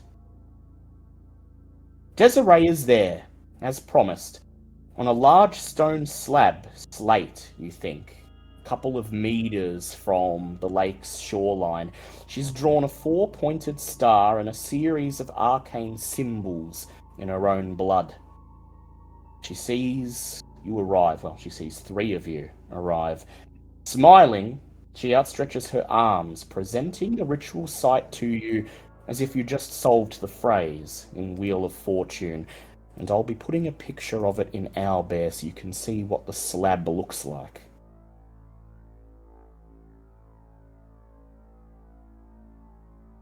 Ah! Just on time, she says, brushing a fleck of disheveled black hair out of her face. But there's two of you missing.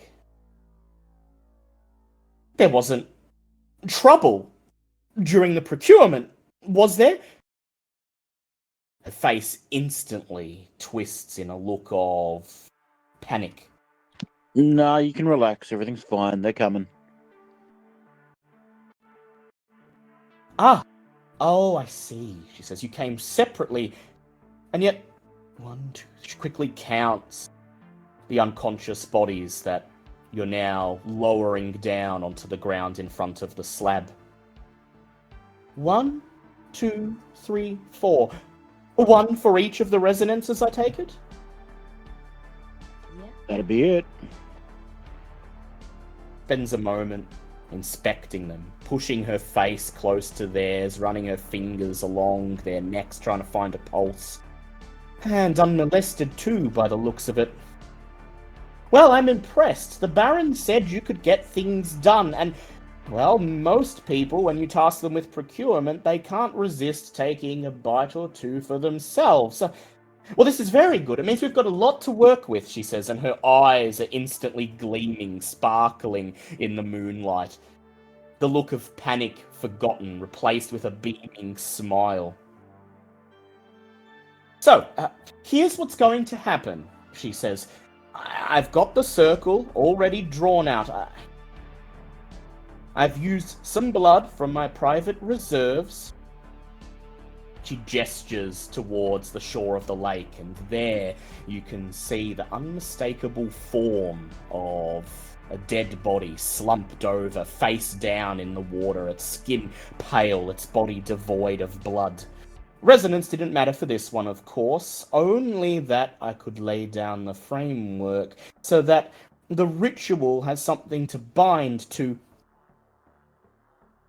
Now, I'm thinking I'll attempt the experiment first, she says. See if we can't imbue all of this blood with the essence of kindred vitae, and assuming that goes well, then only a simple matter of dousing some of this blood over Mr. Rowe's handkerchief here, and the necessary incantations, and I shall have his location,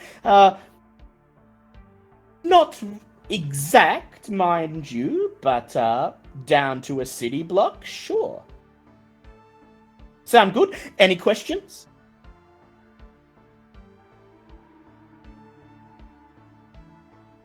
From me? Gil kind of looks around and shrugs.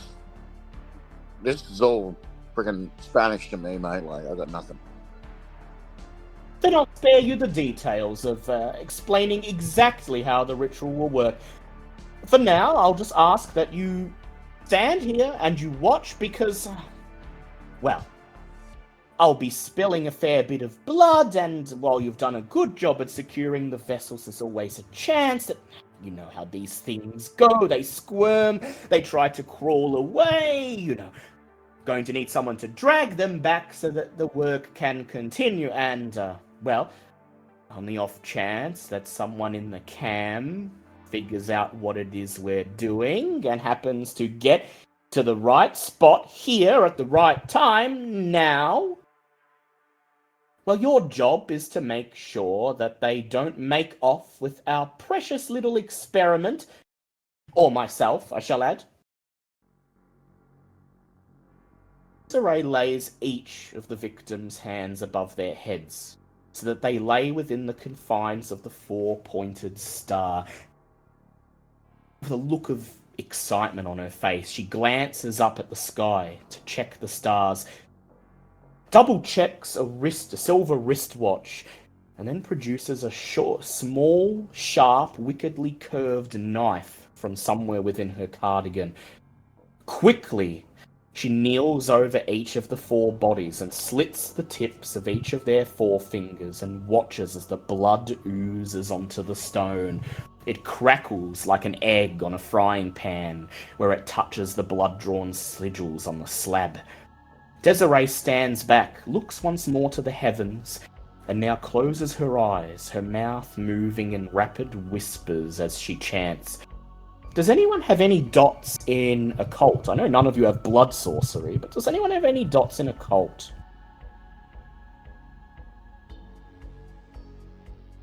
Not from Barry. Nope. I do. 0.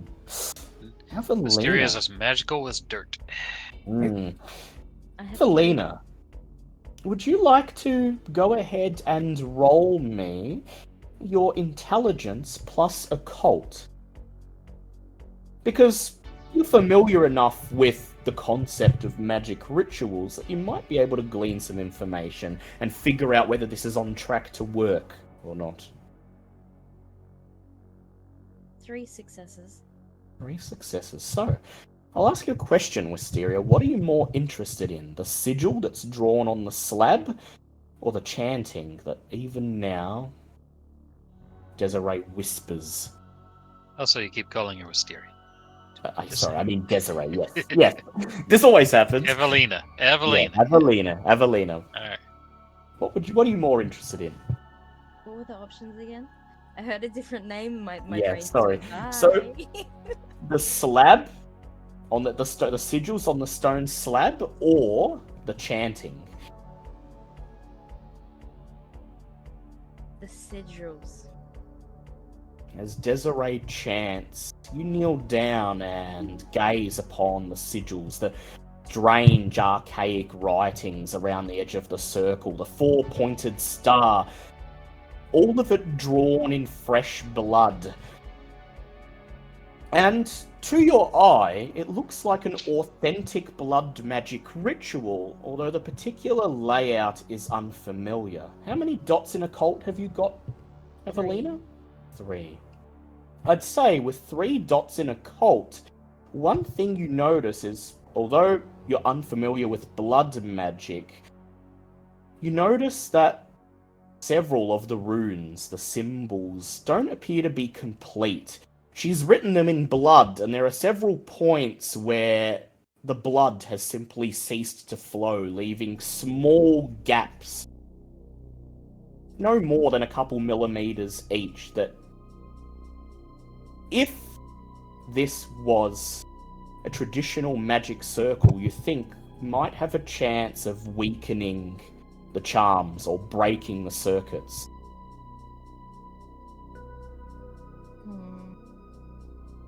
Can I point this out to the party? You sure can. And as you say it out loud, Desiree doesn't seem to notice. Her eyes still closed, she's whispering, chanting under her breath. I feel like something's wrong here. What does that mean? What's wrong? The sigils aren't right. Evelina points various points at the star and at the writing, and there you can see it, here and there. Some of the runes aren't complete. Some of the marks and the brush strokes don't link to each other. Desiree. Desiree stops chanting. She turns towards you and opens her eyes. Yes? I look over to Evelina. Is something the matter?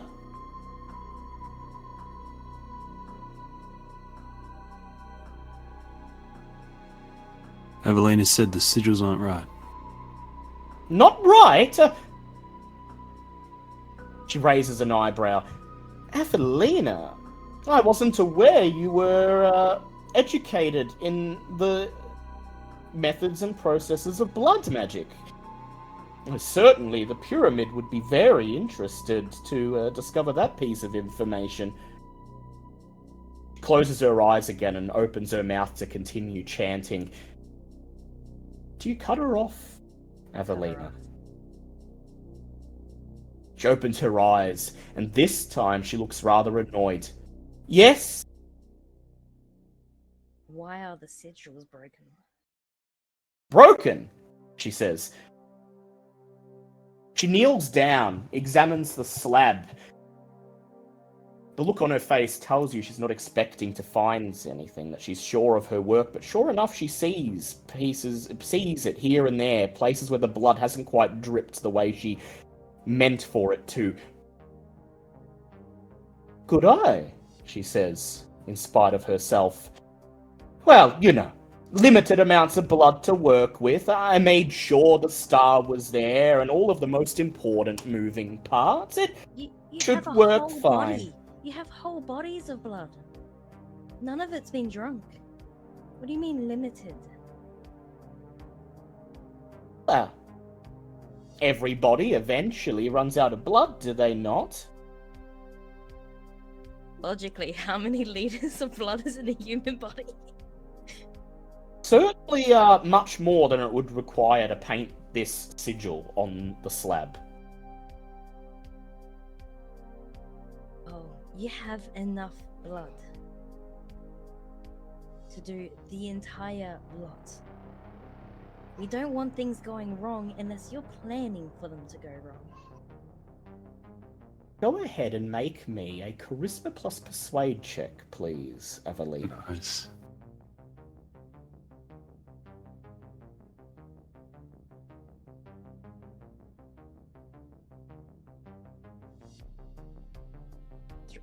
Three successes, one crit. Desiree looks irritated. Very well. If you think it would increase the chances of success. She reaches into her cardigan, pulls out a glass vial full of blood, and with her forefinger rubs fresh blood into the gaps on the sigil. And I was hoping they'd be able to do this with a minimum of fuss and use that blood for other things, but... well, better safe than sorry, as they always say. Now, may I continue? I look over to the group. Desiree, correct me if I'm wrong, but you were part of the Melbourne Chantry? Part of... inasmuch as they embraced me and for a few years taught me the basics of their craft, and that was about the time I said, screw this, and threw in with the Anarchs, yes? So you're not really quite advanced at blood sorcery yourself? Sure. There are members of the pyramids that would understand a bit better, perhaps, than I, but please, if you're implying that I'm incompetent at my own Harry's just race- writing some notes down in his notepad. Look, we have the chance here to do something very important and presumably put an end to this Cam Anarch brewer before it even picks up. And unless any of you happen to be experts at blood sorcery, I'll ask that you keep the observations at a minimum. You can cut the grandstanding and just get on with it, please. Gladly, she rolls her eyes. She continues chanting. She remains motionless, whispering for almost a minute, and then she opens her eyes and looks down expectantly at the ritual circle, frowning. Fuck, she says, sighing. She reaches down, touches one of the points of the star with her index finger, brings it up to her mouth, licks it. That didn't work. She considers for a moment. I need to concentrate more, which is very hard with all of you backseating, you understand? And we need more blood. Without looking, she holds out the knife for you to take, Barry. This time, I'll begin chanting as the blood is drawn. We're running out of time, so make no mistakes. Just slit their throats and be done with it. Let it spill.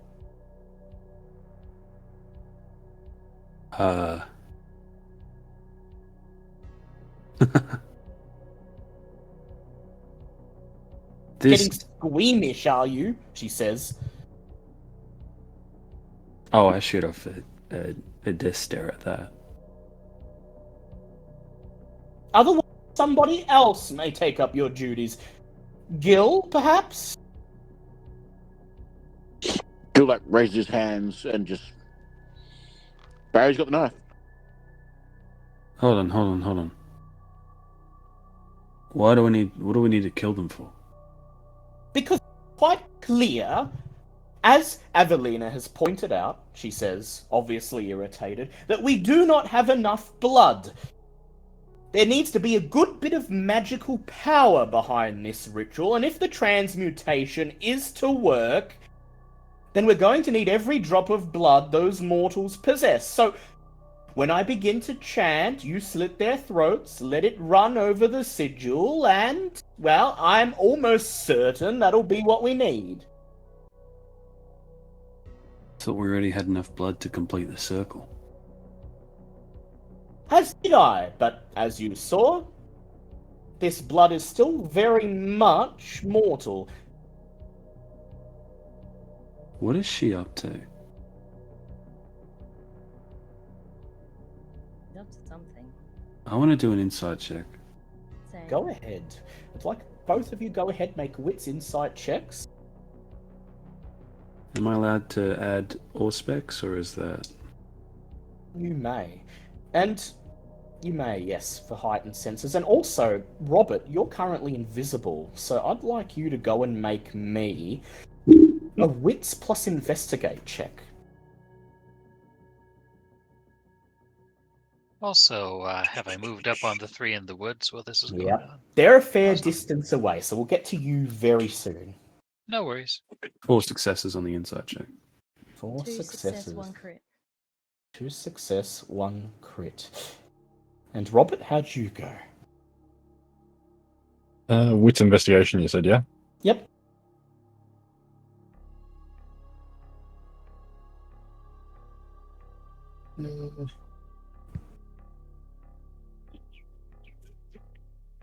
Yeah, we'll work out that.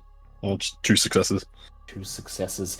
Even as Desiree talks, Robert's already prowling around, moving as quietly as he can.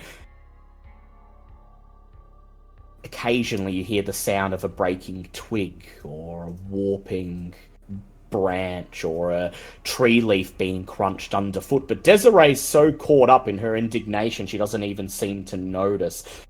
And Robert, beyond the slab, on the black inky edge of the shoreline, Desiree's laid out what you presume to be her ritual components. Several vials of various different coloured powders and liquids, a spindly silver instrument whose function you can only guess at, and a very thick, very old-looking spell book. It's covered in rituals that you can't define, but also covered in Desiree's messy notes. The only thing you can glean from it, Robert, without any occult at all, is that she's made many notes about transmuting mortal blood to kindred blood, but hasn't made any notes, or indeed seemingly any preparations at all, for the ritual that will locate Mr. O. Meanwhile, Evelina and Barry, as you hear her go on and explain how important it is that if we can transmute this mortal blood into vitae, how we would be able to sell it, we would be able to bargain with the Cam. The Anarchs would have a position of power in the city. We would control a commodity that many would kill to lay their hands on, and we would be the ones in control of it. The way she talks with such fervor tells you instantly that if she's intending to locate Mr. O at all, it'll be a formality, something she quickly does at the very end once her experiment has been completed to her satisfaction.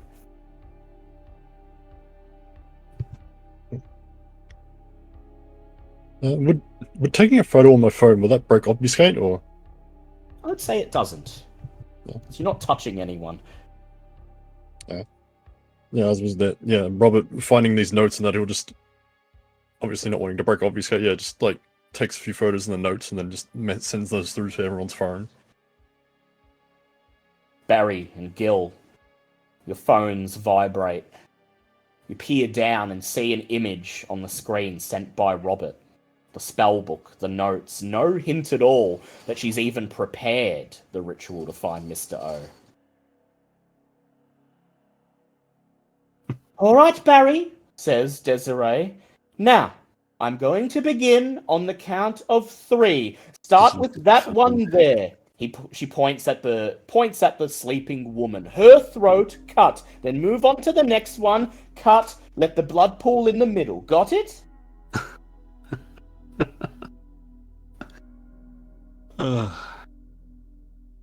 You're a fuck up, aren't you? Mean, she says, glaring at you. You know, I bet when you were running away from the Melbourne Chantry that you thought with just a little bit of the basics, maybe you were some sort of chosen one, some sort of hyper-talented Ubermensch. They'll be able to draw clothes to a war that generations. And now here you are. This is your big moment, right? Yes, and, well, I've clearly miscalculated the amount of blood required, but when it's flowing, when they're dead and it's all in the middle, it will work, and... Yeah, and I'll tell you another miscalculation that you've made. Go ahead. You miscalculated the people that got you to where you're standing right now. The people who you're staring at. We're staring at you. Fucking it all up.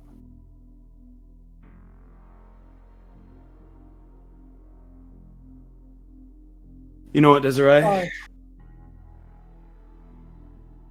I think we'll have a change of plans. It's pretty easy to procure this shit. We know that now. So let's find Mr. O first, and then whatever's left over, you can try and accomplish your pipe dream.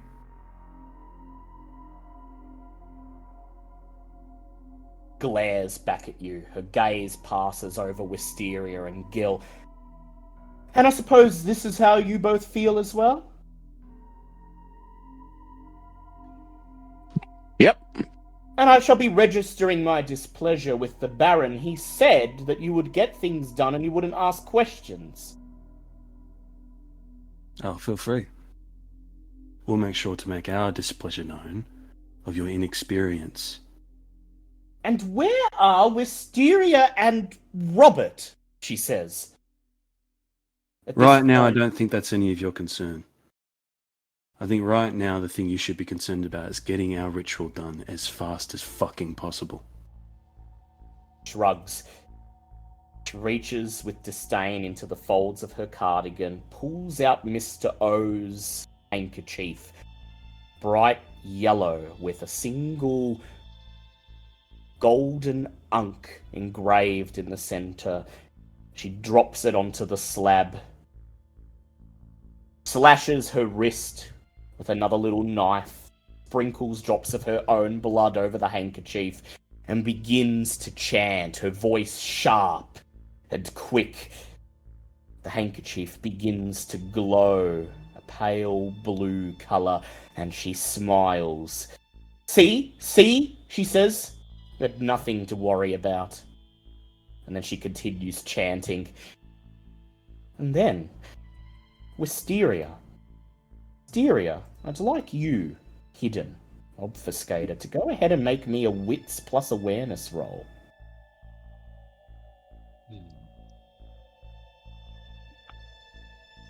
Alright then.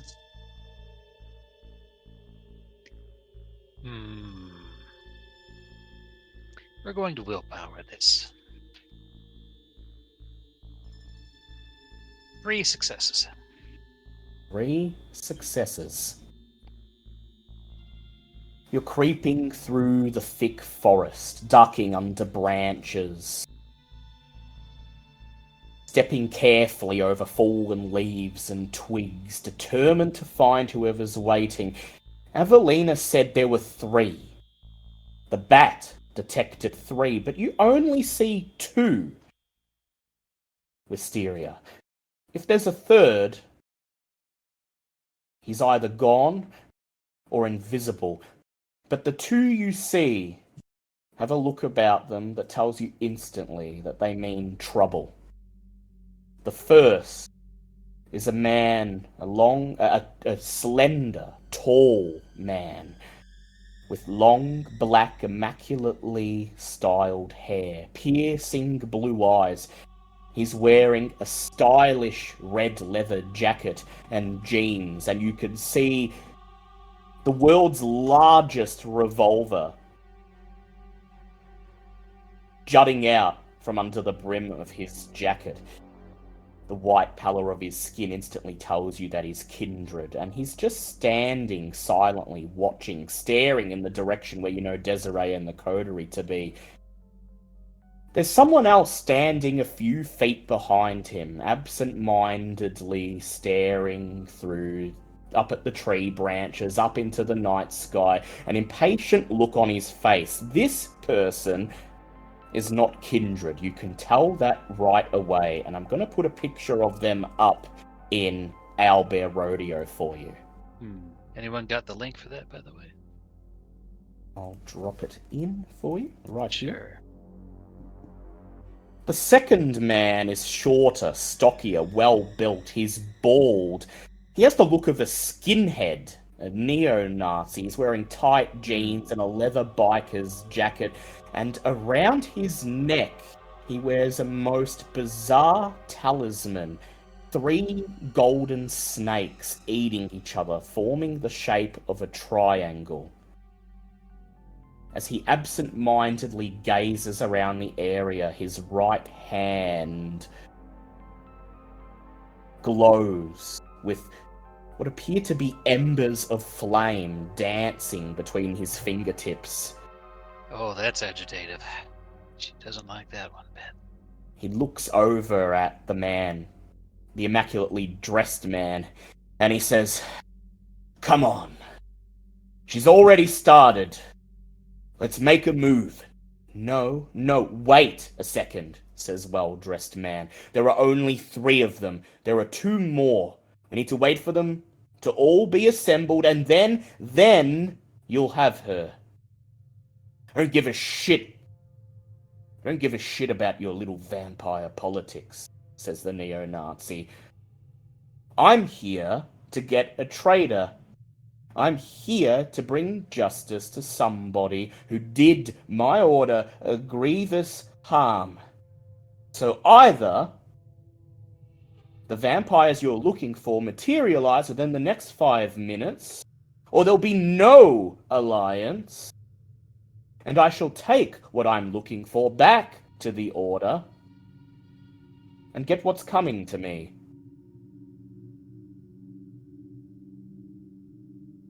Mr. Well-dressed growls under his breath, fidgeting. Just another minute. Wait, we can hear her chanting when she starts the ritual, maybe... Unbeknownst to either of them, Wisteria, you're there only feet away. All right. So, a couple of things are going to happen. So, she reaches into her toolkit, and out comes the fast bonding glue. And she's going to quietly empty the tube into the nearest chambers of the man's revolver.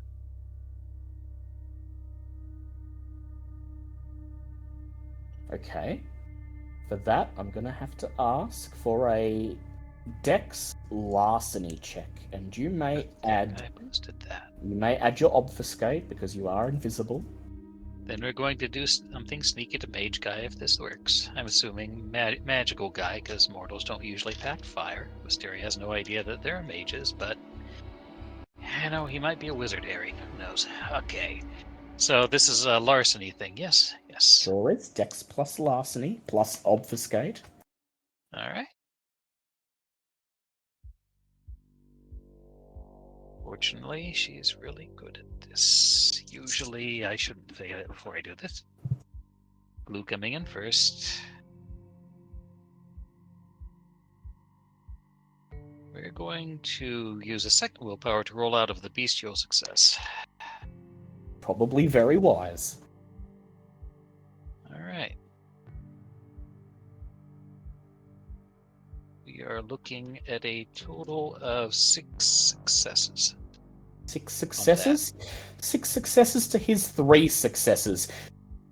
There's no way he'd notice you there. He's too fixated on watching the tree line, trying to get a sense of what Desiree is doing, and occasionally looking over his shoulder to calm down the bald, flame-fingered man. The glue gloops into the open chambers, and within a few minutes it'll harden. Even before it's hardened, all that goop, the gun's going to have a hell of a time firing. Might even misfire. What a shame.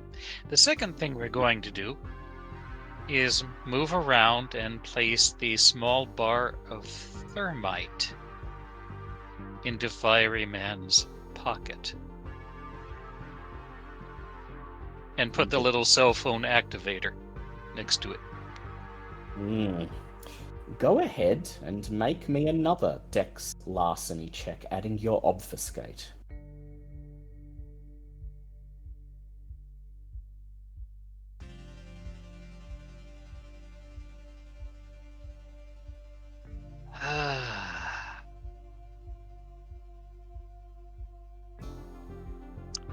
We'll have to go with 6 successes.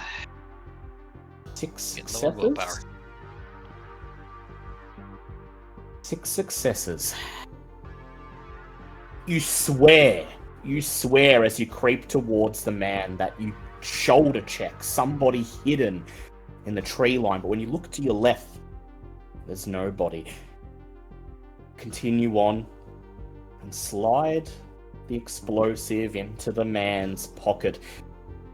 Not As really it an dro- explosive. The thermite Therm- burns fast. It's for cutting through things.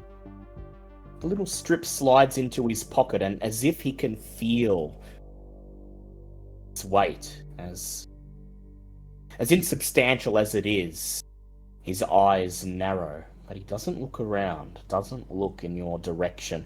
He absent-mindedly flicks a spark of flame from his index finger.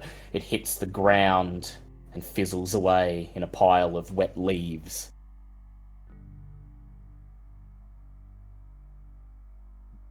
And finally, Wisteria's going to move between Fire Guy...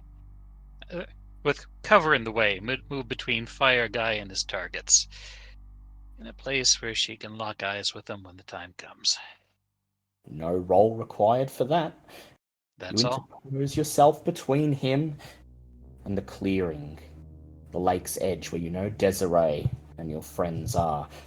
And she'll pull up the number for the cell phone activator on the thermite. And hover her get finger ready. over the call button.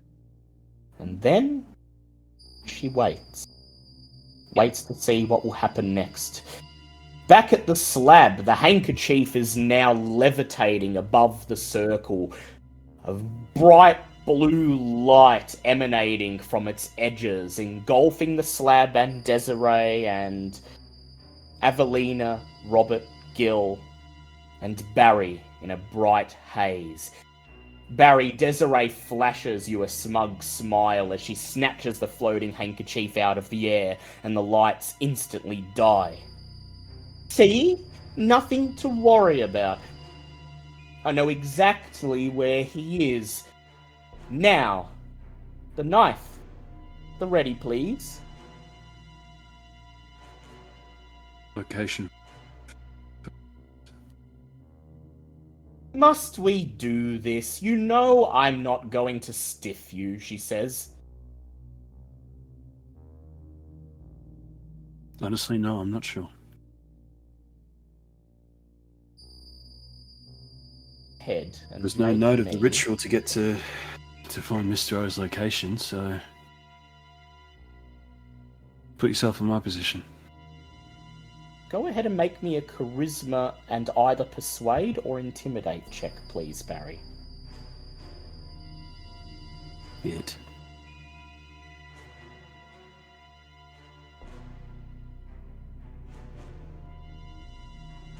How many? Ooh, okay. How much is a crit again? So a crit is a 10 on any 2 dice, and then they turn into 4 successes. Okay, 4 successes. 4 successes. She sighs. Here then! She brandishes the handkerchief, almost pushing it into your chest. And as soon as you close your fingers around it, as soon as your fingertips touch the fabric, you can see Mr. O in your mind's eye. You can see him cowering in the back of a white panel van as it screams through the streets of northern Buckley. You can see the signs and the landmarks through the windows, and you instantly know exactly where he is. He's got a driver driving non-stop who's somewhere in northern Atherton, right in the heart of Cam Domain, in what has become in recent decades Buckley's mover and shaker financial district. Your mind eye lingers on him for a moment more, enough to ascertain that the van is doing the same route, driving the same streets over and over, keeping him moving, making sure he's not in the same place at any given time. And then you open your eyes and Desiree smiles. Did you get what you need? I'm gonna look at my phone and see if there's a text there. And did Wisteria send a text? Yeah, she sent one before she started planting things. Kindred with big gun and woods. Man with fire in hands, not kindred. And with my 7, do I know roughly where they are? Go ahead at this point and make me And a one wits unseen. Make me a wits awareness check, please. And in fact, everyone may do this. Gil, Avelina, and Robert as well.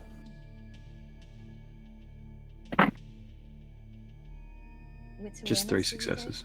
Wits awareness, yep. 3 for Barry.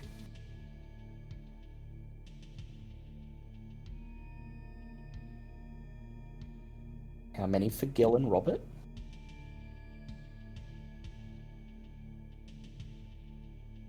That's a 2 for Gil. 2. And Robert? 4 for Avelina. 3 for Rob. It's at this moment that you all hear rustling in the tree line. You whirl around to face the direction as panic once again floods Desiree's face. Oh no, she says, and then, well, what the fuck's going on here? Two men step out from the tree line. The first, a tall, good-looking man with pale features, glassy eyes, Mr. Well-dressed. The other is shorter. This man is not one that Wisteria laid eyes on, and as he materializes, as he drops his obfuscate, you all get to see him together. He's shorter. His face looks like it's melting off his skull, and his mouth is twisted halfway around his jaw. He's holding a shotgun. Desiree, says Mr. Well-dressed. Just what the fuck have you been up to? Yeah, says the short, deformed man. Yeah, what the fuck? What the fuck you been up to? And he raises the shotgun. Excuse me. See? And if I'm not mistaken, says Mr. Well-dressed, the rest of you are anarchs roped in to help poor Desiree here bite off more than she can chew. Such a shame. Gotta be fucking kidding me. How? Says Desiree. How could you? I'll be the one to answer that, says a third voice, as the third man, the neo-Nazi, the one in the biker jacket, the skinhead. Even now, embers of flames dancing in his fingertips, steps out through the tree line. What you call magic is nothing more than feeble attempts to push at the bounds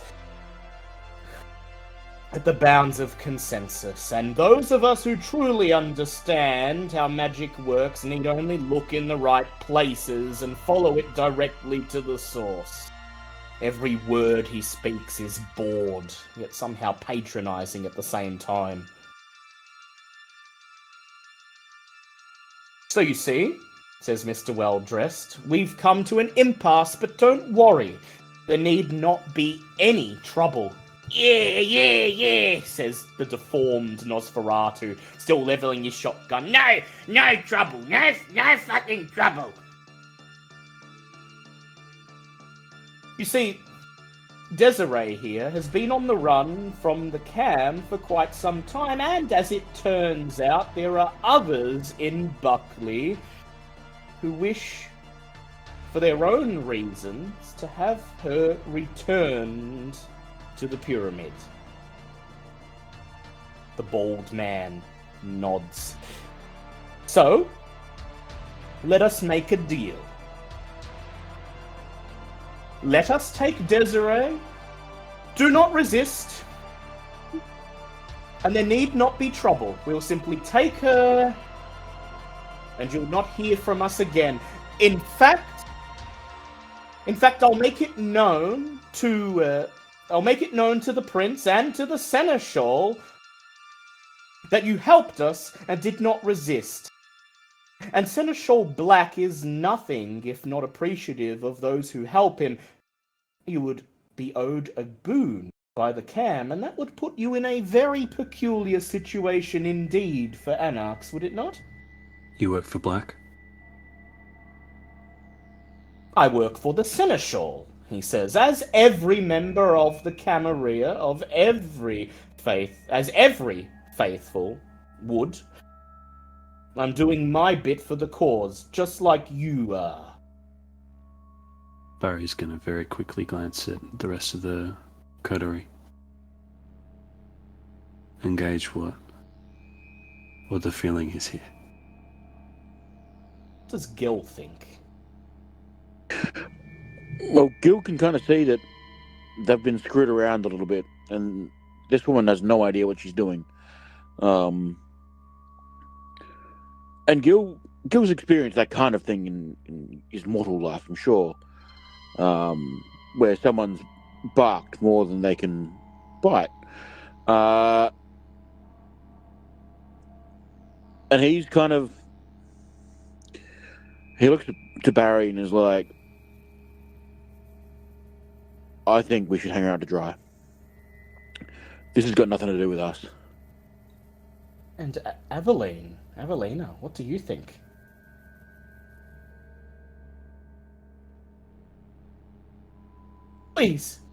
Please, says Desiree, looking from Gil to Barry to Avelina and then back at the cam and the mortal. When her eyes take in the mortal, you see her knees tremble, her entire body seems to reverberate with terror. You can't let them have me. We're anarchs. We stick together.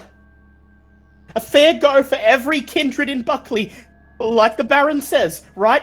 And now I've helped you, I've given you what you wanted from me. You can't let them take me, not these ones! Desiree, I think it's in your best interest to shut the fuck up right now. The phone chimes. Wisteria says, I vote no. Fuck the Camarilla and fuck Black. Ah, yes, says Mr. Well-Dressed as he hears the phone chime. And there are 2 others of you, obfuscated no doubt, but that should not be a problem should you choose to resist. For our mortal friend here has his ways to sniff you out. So please, don't get the idea in your heads that you can do something funny. Well, you seem to know everything.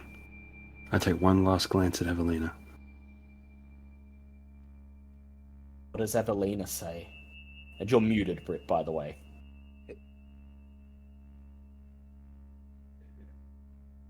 Don't let them take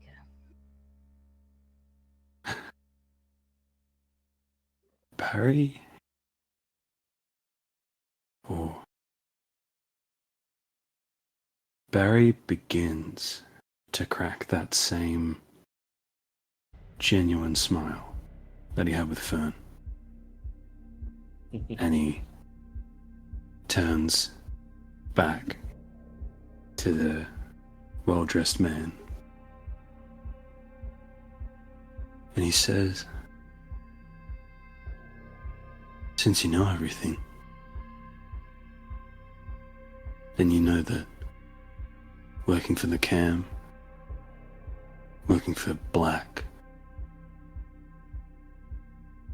you've made my answer a real fucking easy one. And that's when Wisteria activates the thermite. And that's when Barry draws the revolver. That's when Barry I draws. change my hands into knives. Yeah, go ahead. Go ahead, Avelina. Roll your rouse check to activate your feral weapons. And what's Robert doing?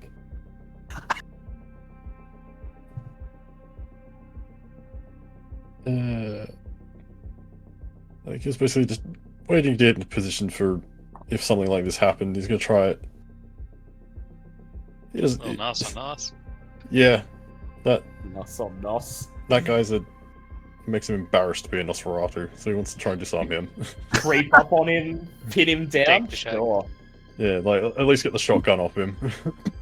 The smug-looking, well-dressed man opens his mouth and he says, "You got no idea who you're fucking with."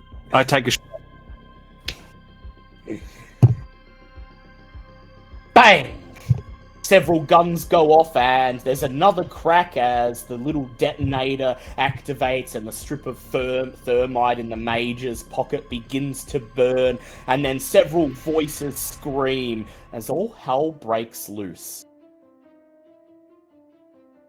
2 revolvers go off at the same time, neither finding their mark, as suddenly an explosion rings out from the mage's pocket. He holds out his hand and seems to absorb the shockwave, but everyone else nearby is spilled off their everyone else is spilled off their feet like bowling pins hit by an ethereal ball. And as everyone scrambles for cover,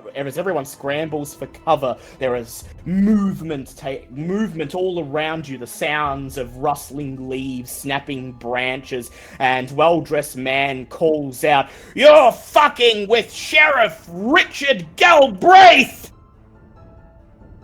And as if to back him up, you hear the sound of the Nosferatu pumping the shotgun and calling out, "Yeah, fucking, sheriff, fucking!" And we go to combat. So, Barry, what would you like to do? Who is he addressing in the group? Was he addressing someone in the group, or is this? Seems to be addressing you, and he's raising his revolver, ready to fire back. Oh. I'm just gonna close in and go as point blank as I can with my revolver. Think as you can, very well. And Evelina, what are you doing this round? Sending my my bat out to avoid Distract? while Yeah. I run in. And Wisteria, what are you doing? She's going to wait for the mage to take his shot, then uncloak in front of him and stare at him with eyes of the serpent. Bought it, nice. And Robert, how about you? Full on. Oh yeah, you're going for the Nosferatu, I forgot. And Gil, what are you doing?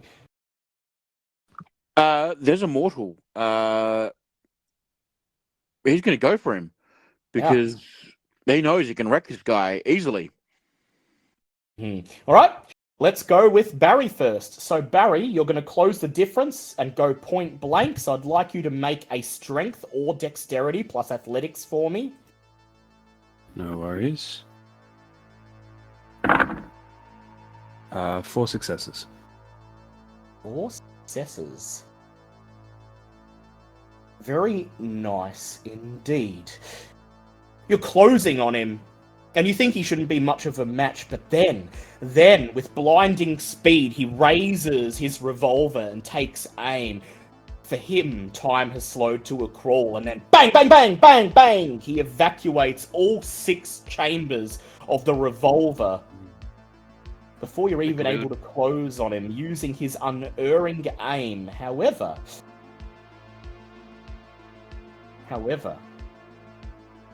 Wisteria, go ahead and roll 6 dice for me. Absolutely. That would be 2 successes. 2 successes. 4 of the chambers manage to evacuate their rounds, but the last two, he pulls the trigger and the gun merely clicks. So I'm going to reduce his dice pool by 2. And how many successes did you get, Barry? 4. 4? Alright, so here we go with... As he uses his unerring aim, he does not get hungrier. He raises the gun and... Thunk, thunk, thunk, thunk! 4 successes. All 4 of the bullets find their mark, slamming into your chest, hitting you center mass before you've even closed the difference. And that will be 4 plus 2. That'll be 3 points of superficial damage that Barry takes. You manage to close the distance, but don't have enough time to get off a shot of your own. Not this round, at least. Next up, we have Evelina. Evelina, who's hunched over, who's smiling broadly as her fingernails twist and grow and turn into long talons. You give one silent look at Lunala and it spreads its wings and takes off. Go ahead and make me a Charisma plus Animal Ken roll.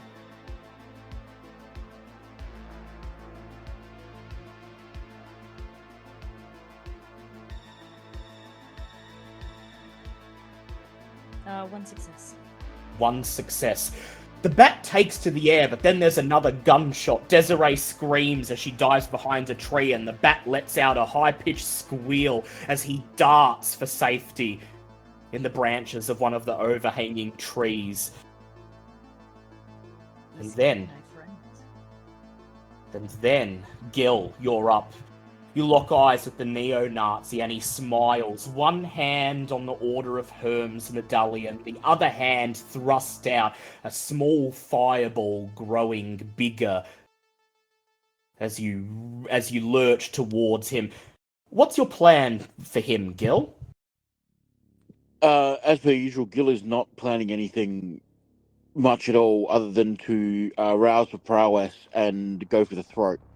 Right, go ahead. Make your rouse check for me.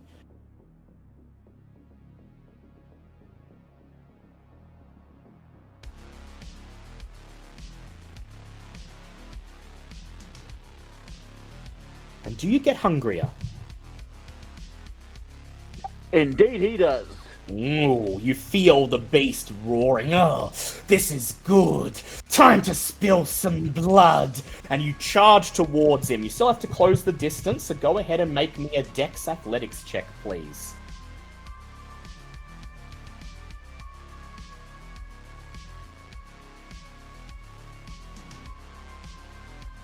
That's one success.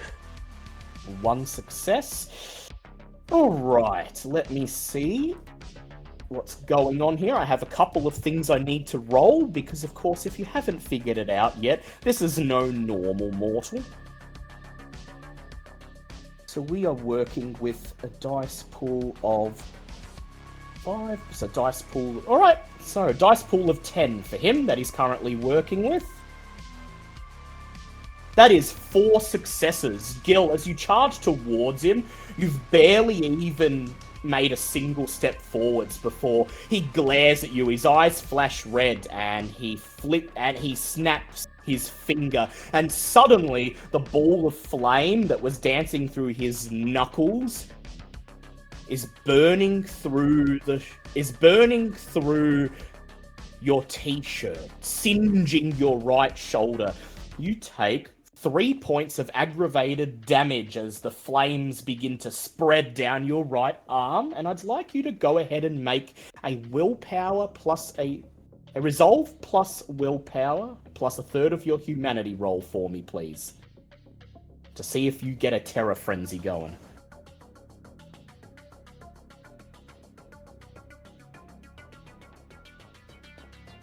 So that was resolve plus willpower plus a third of humanity? Plus a third of your humanity, rounded down.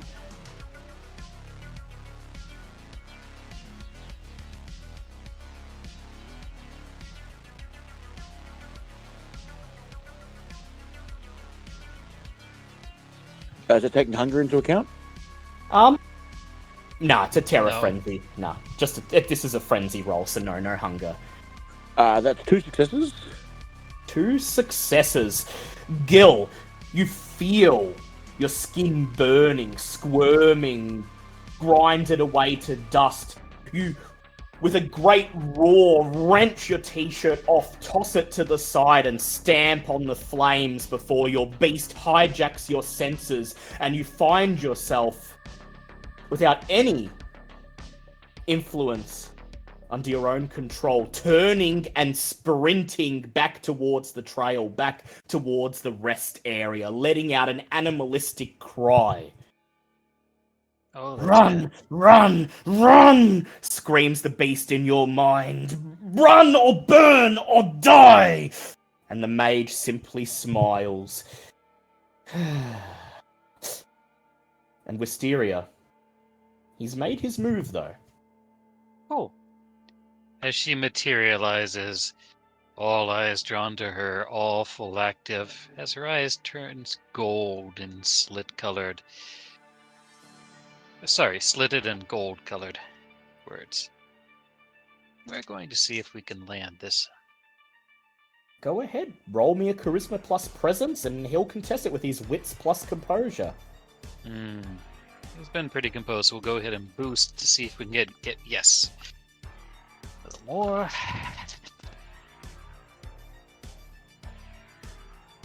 Oh, that's looking pretty good.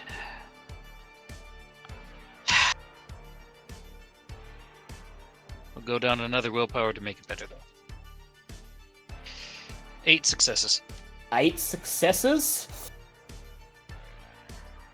8 successes to his 6 successes. He holds up his hand. You see a single spark light on the tip of his finger, and then his Look eyes at widen. Me, you And naughty little man. He's rooted to the spot, gritting his teeth with frustration, even now as the stick of thermite burns in his jeans pocket. You see his left hand twitch, try to reach down to rip it out to absorb the flames, but he cannot move. And he takes a point of aggravated damage as it begins to burn. He grits his teeth and winces in pain. And then Savoy, the Nosferatu, raises his gun and he says, "Yeah, I got ya," and raises his gun to fire just as Robert pounces. Robert, I've allowed you to get the drop on him without rolling because you're invisible, but now's the moment of truth. Go ahead, roll me strength brawl.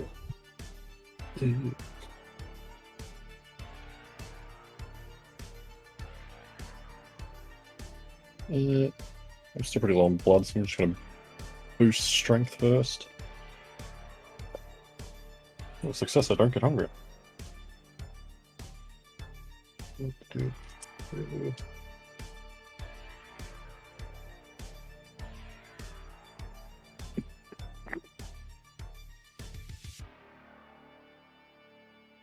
gonna willpower that. See if I can get any better. It's only 2 successes. 2 successes. 2 successes to his 3 successes. Damn. Yeah, take that! Fuck you! He shouts as he fires the shotgun, and Wisteria, you take Oh. you boy. take 6 points of superficial damage, halved to 3. Ouch. As the shotgun shells spray you with their stinging gunpowder and buckshot. But then you hear Savoy scream as Robert pounces on him and crack! Slams his fist into the side of his head, dealing 2 points of superficial damage. Hey, fuck off! Shouts Savoy, and he takes one look up into Robert's face. And understanding dawns, his eyes glimmer. Rudy's brat, oh, he'll reward me, so should I bring you to him?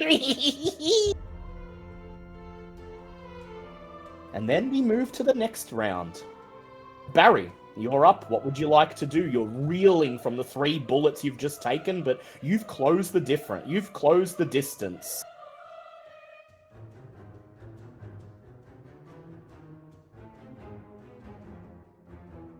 Barry, sorry, you might be muted. Sorry. Has Evelina gone yet? Evelina hasn't gone yet. It's your turn now. You've closed the distance, but you're still reeling from those 4 bullets you took to the chest, but he is within range. If you want to keep up with your plan and go point blank, you may feel free. Yeah. I wonder if I can get him into a classic cop hold and just try and disarm him, disable him. Could try that. Go ahead and make me a strength or dexterity plus brawl check. Okay. And would my lethal body apply here? I'd say, well, he's not wearing armor, but I'll let you add 1 extra dice to the pool for your lethal body. But I gotta do a hunger check.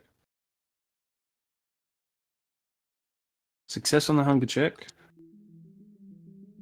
Oh boy. Hunger. Oh yeah.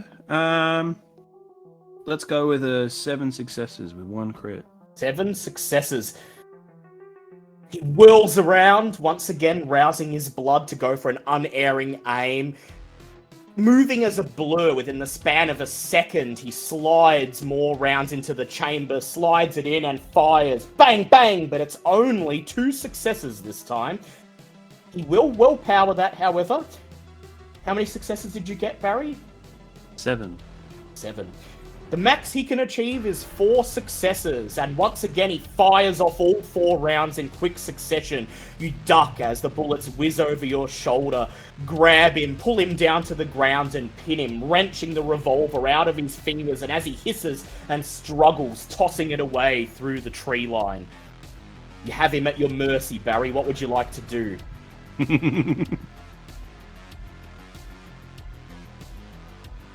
Did you fucking know what danger you were in? Did you know who the fuck you were messing with? And I'm just going to, point blank revolver in the face and bang. Bang! That'll be 3 points of superficial damage right to him. You don't even need to roll it. The bullets tear his jaw apart. The jawbone hangs. Flesh drops onto the ground and he screams. The sheriff ain't nothing, you think. Evelina, what would you like to do? Your bat scurried for cover, but your talons are extended and active and ready to go. They scared my friend. I like that. I'm running straight in.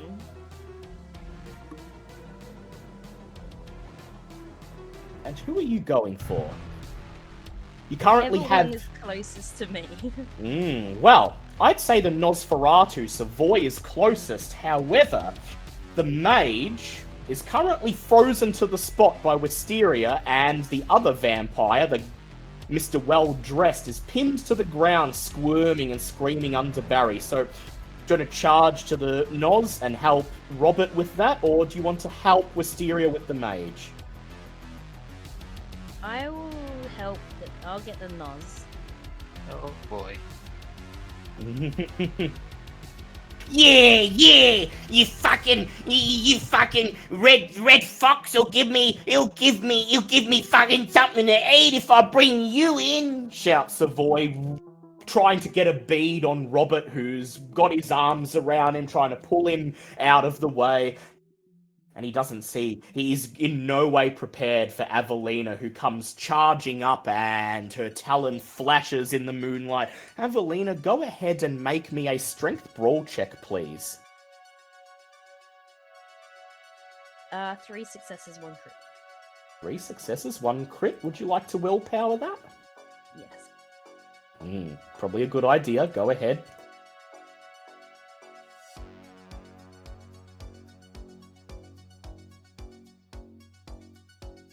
And how much do we end up getting?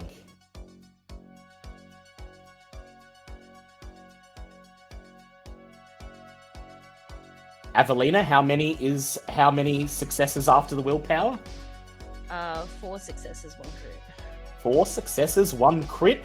That matches his 4 successes. You rush forwards, and as you slash your talon at his neck, he squirms. He ducks through Robert's arms and scrambles towards you, swinging the butt of the revolver like a club to knock you out of the way. And you take a point of superficial damage, but so does he, as the tip of your talon grazes his right cheek, tearing it away, revealing the disjointed bone underneath. She's feisty, she is, you fucking bitch. He grumbles to himself. And then, Robert, you're up. He's pulled away from you, he has his back turned from you, he's focusing on Aveline. What would you like to do? So at the mention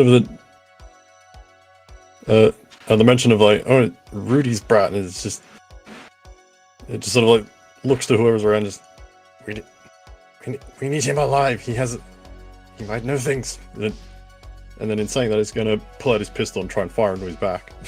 Ooh, very nice. Go ahead, roll me a composure plus firearms. He will defend against it, but with 1 dice less, because he's already defended against Evelina.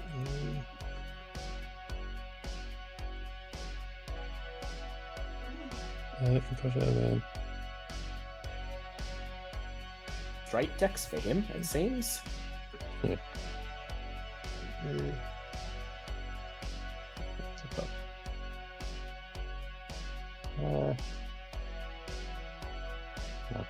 I'm gonna just buff composure. Failure, so I get hungrier. All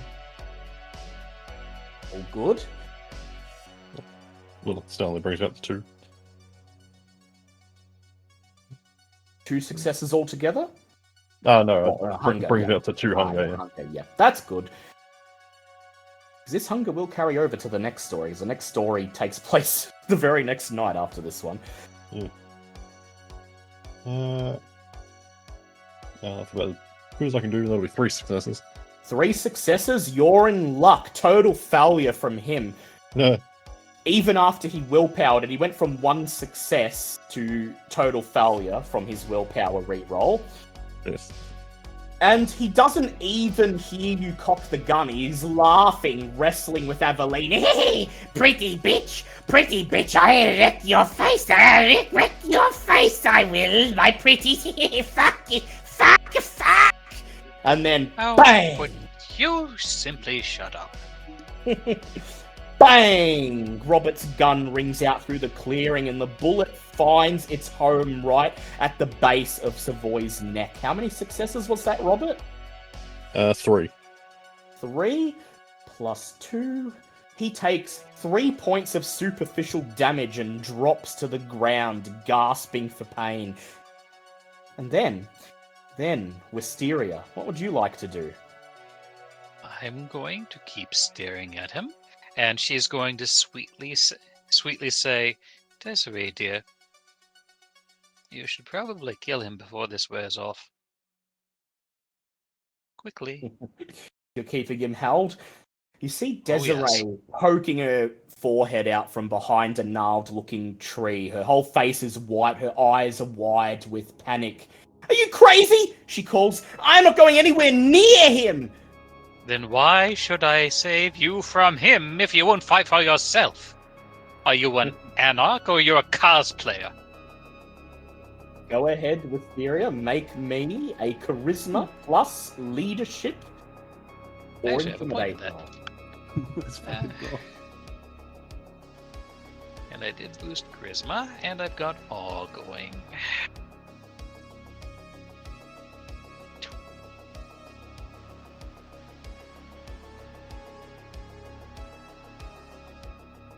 That's good for 4 successes. 4 successes. The battle rages on, people shooting at each other. Nosferatu grappling with Avelina while Robert takes pot shots. The well-dressed sheriff groaning under Barry's raging form. And what of Gil? Gil, you're currently in the midst of a terror frenzy. What does this look like? I imagine kind of terrifying. Fangs bared, muscles rippling. He's topless at the moment, so he is in the midst of a screaming rage fit. Probably like barreling straight through trees, snapping the trunks in twain as he charges through. Yeah. In this moment, you Nice. all hear Gil's strangled scream from somewhere in the trees. And in spite of himself, in spite of the fact that he cannot move, the mage chances a smile. Nothing. You are nothing. Engines of entropy, nothing more. You collapse under your own weight. Is there any chance I could Entropy. spend a willpower to try and get out of this? You can spend a willpower if you feel you'd like to. The others do seem to have it fairly well in hand. Yeah, he doesn't quite know that though. Yeah. So I'll spend a willpower to get, or try to Yep. get back in control. Gil lets out another howl, and the beast says, spill their blood, as he turns and charges off back towards the battle. He'll arrive next round.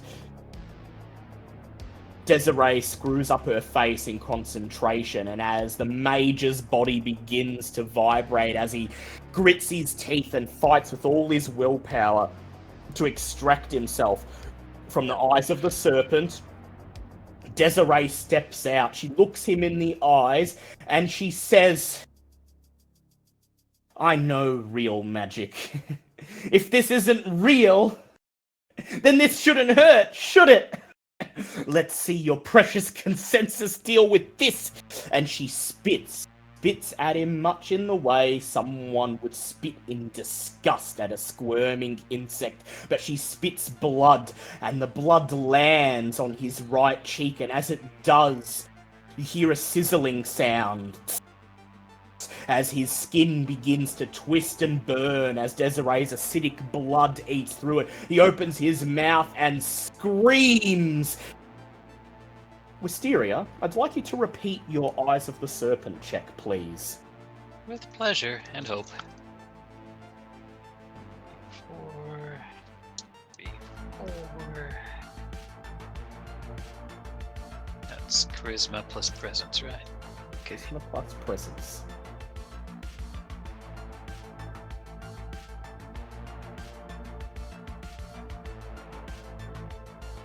Charisma plus presence plus awe. Yeah, definitely, if you've got that active. Oh yeah. She only does a few things, but she does them well. That'll be 7 successes. 7 successes.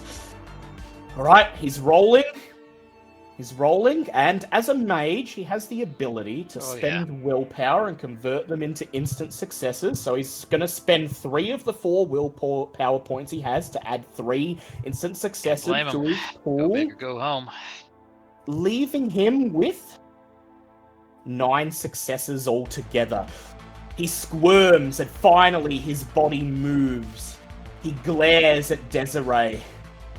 Grits his teeth, raises his hand, and you know what's going to come next, but then another gunshot rings out, and you hear Gil scream somewhere off in the distance.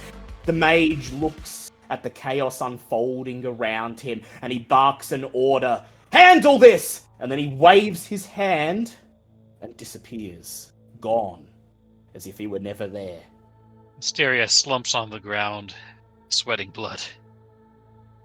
Oh, thank God. Oh, thank God.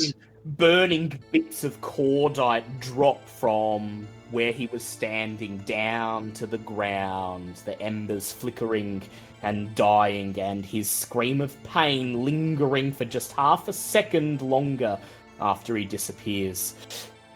Alright, Gil. Gil, you come charging through the tree line. You see the Nosferatu outnumbered.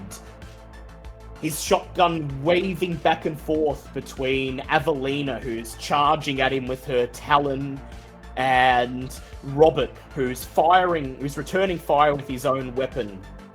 In the scrub, a short distance behind them, you see someone, presumably Mr. Well-Dressed, squirming underneath Barry, who's got him pinned to the ground. There's still a shotgun being waved. Gil will, in extreme anger, disarm him, and by disarm him, I mean take off his arm. Go ahead, and Avelina, I presume, as you see Gil come charging out of the forest, and you see Savoy, the Nosferatu's eyes grow slightly wider, and reposition his shotgun to get a shot off, and shout, "Hey, the burning one's back! Fuck you! Fuck you! Fuck you!" Are you going to charge at him with your talon as well? Yes.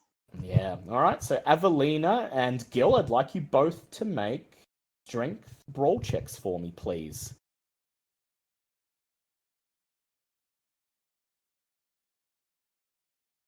For success.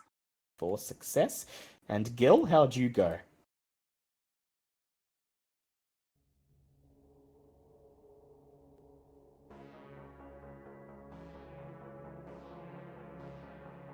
Gonna get disarmed. Well, assuming you disarm him, this will hurt. Gil, how many on your strength brawl check? You might be muted. No, sorry, the bot doesn't like me today. They do that sometimes. I know, sometimes you type it in and it just doesn't roll. It's weird. I'll give you a link you can use in case it doesn't, There we go. Try this if the bot still won't get its job done. And also, Robert, I'd like you to go ahead and roll. Would you like to shoot him, or are you going to wait for them to attack him and see if maybe you can be the one to stake him? I think, seeing that those two seem to be doing a decent job of messing him up, he'll just wait for a moment till he's weakened, and then Yeah. Alright. So how many did you get, Ephedure? Not Ephedure. Avelina, that's her D&D character. That was 4 successes, I believe. Yeah, it's 4. 4. And Gil, how'd you go? He's He's gonna kick the. So I'll roll for his defense against Avelina, and that's going to be 1 success. Here we go. Net just dropped suddenly. Yeah, that's probably why the bot wasn't listening, I'd say. But you're back. Yeah. Now you could roll to see just how badly you're messing him up.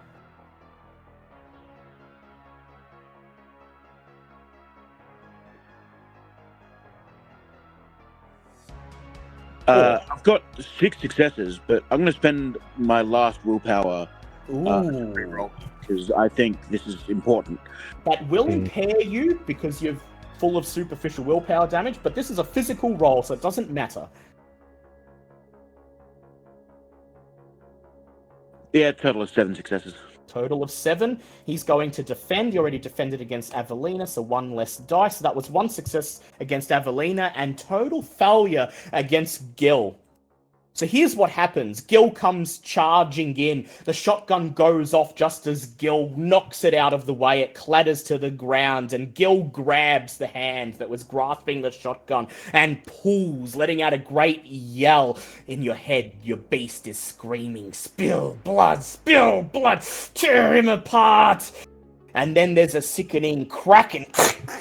The Nosferatu's arm snaps right off. He screams in pain as Adelina closes the distance and brings her talon across his neck. That I was will going to be... say something much worse. Go ahead. What would you like to do, Avelina? I was going to disembowel him. Disembowel him. The talon goes in quick, sharp, like a knife, into his gut, pulls out, and a long stretch of decaying, liquefying intestine rolls out onto the ground. Savoy gasps and groans as he's knocked down to 1 health point remaining after taking all that aggravated damage, and he is impaired. Robert, what would you like to do?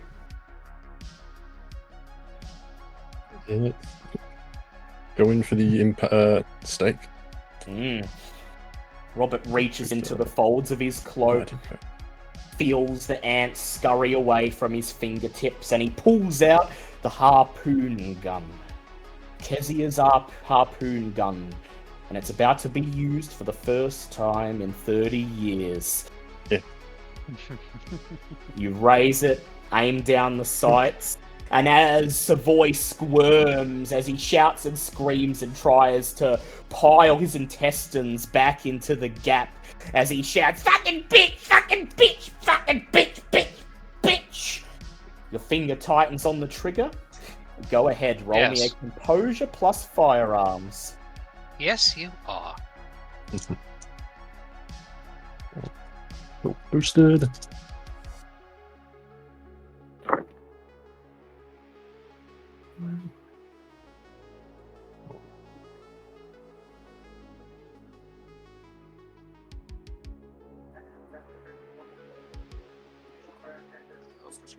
Let's risk a reroll.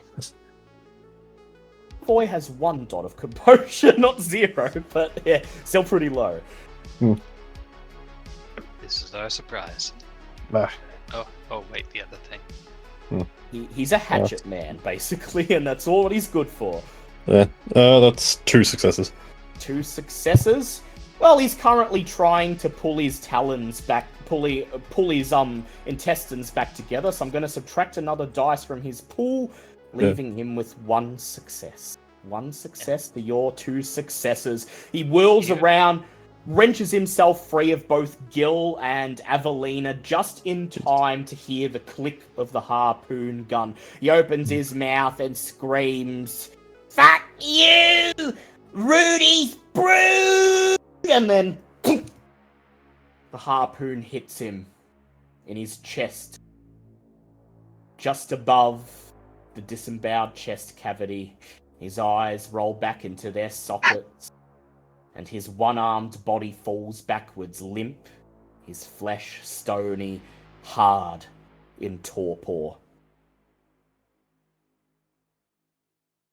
Barry, you've got the sheriff pinned down, disarmed. He's putting up a valiant fight, but He's not as strong as you. He's a Toreador. He's fast, and he's smart, but you've got him dead to rights. He groans at you through gritted teeth. If you kill me, if you stake me, the prince will declare a blood hunt. No anarchs will survive. One by one, the cam will tear you down until only the Baron is left. And you'll be left for the very last. I still have the ritual dagger, right? You do, still holding it in your hands. So if I'm on top of him,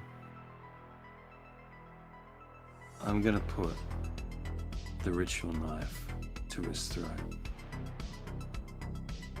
He gulps, feeling the cold metal of the blade.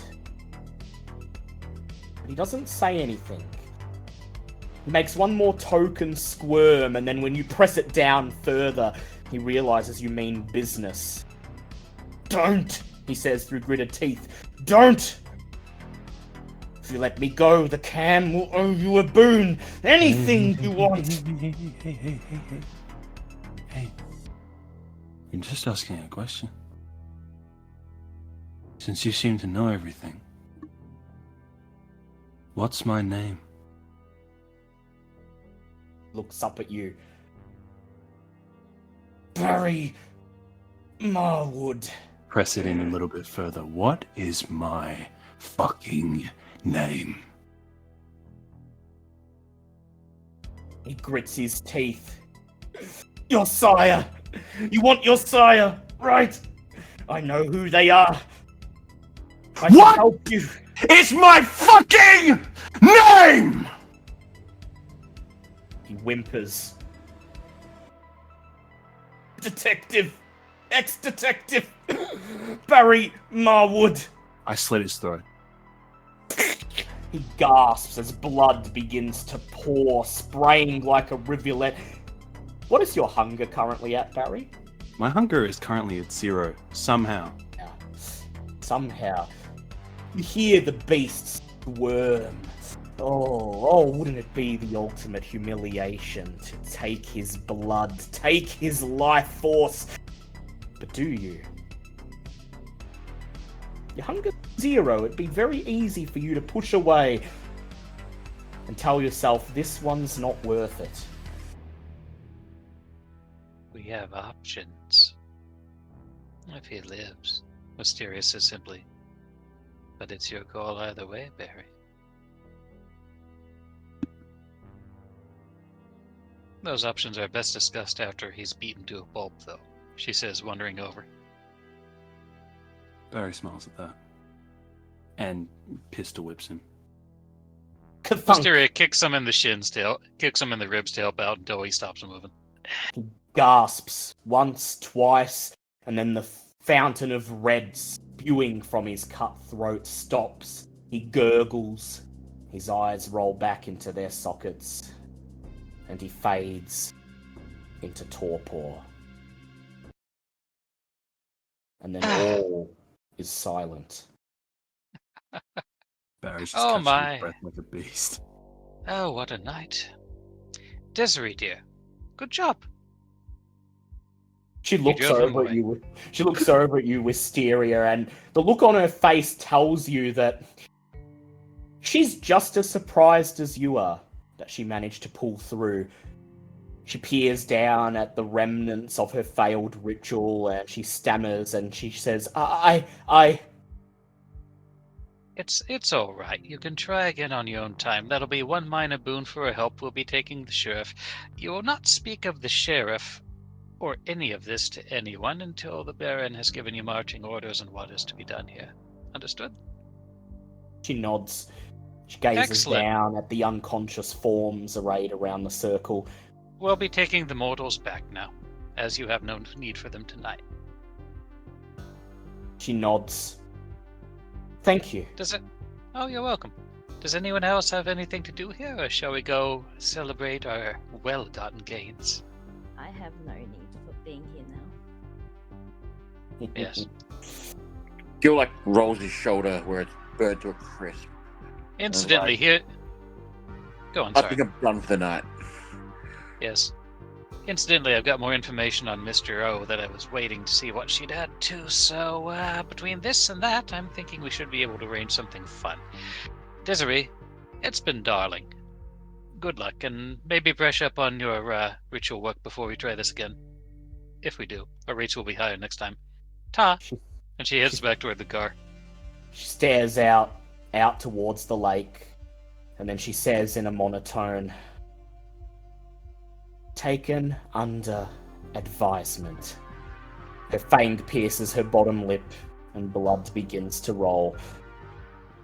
As Barry's about to get into his car, he's gonna try and look for Alexander.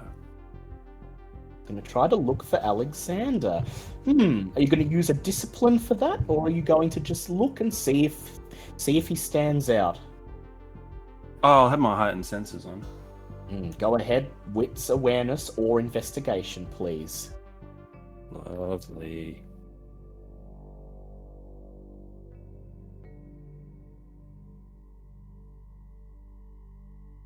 Five successes.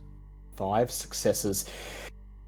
You wait, letting the others head through the tree line down the trail, the unconscious vessels slung over their shoulders, trails of blood left dripping behind, and you stop.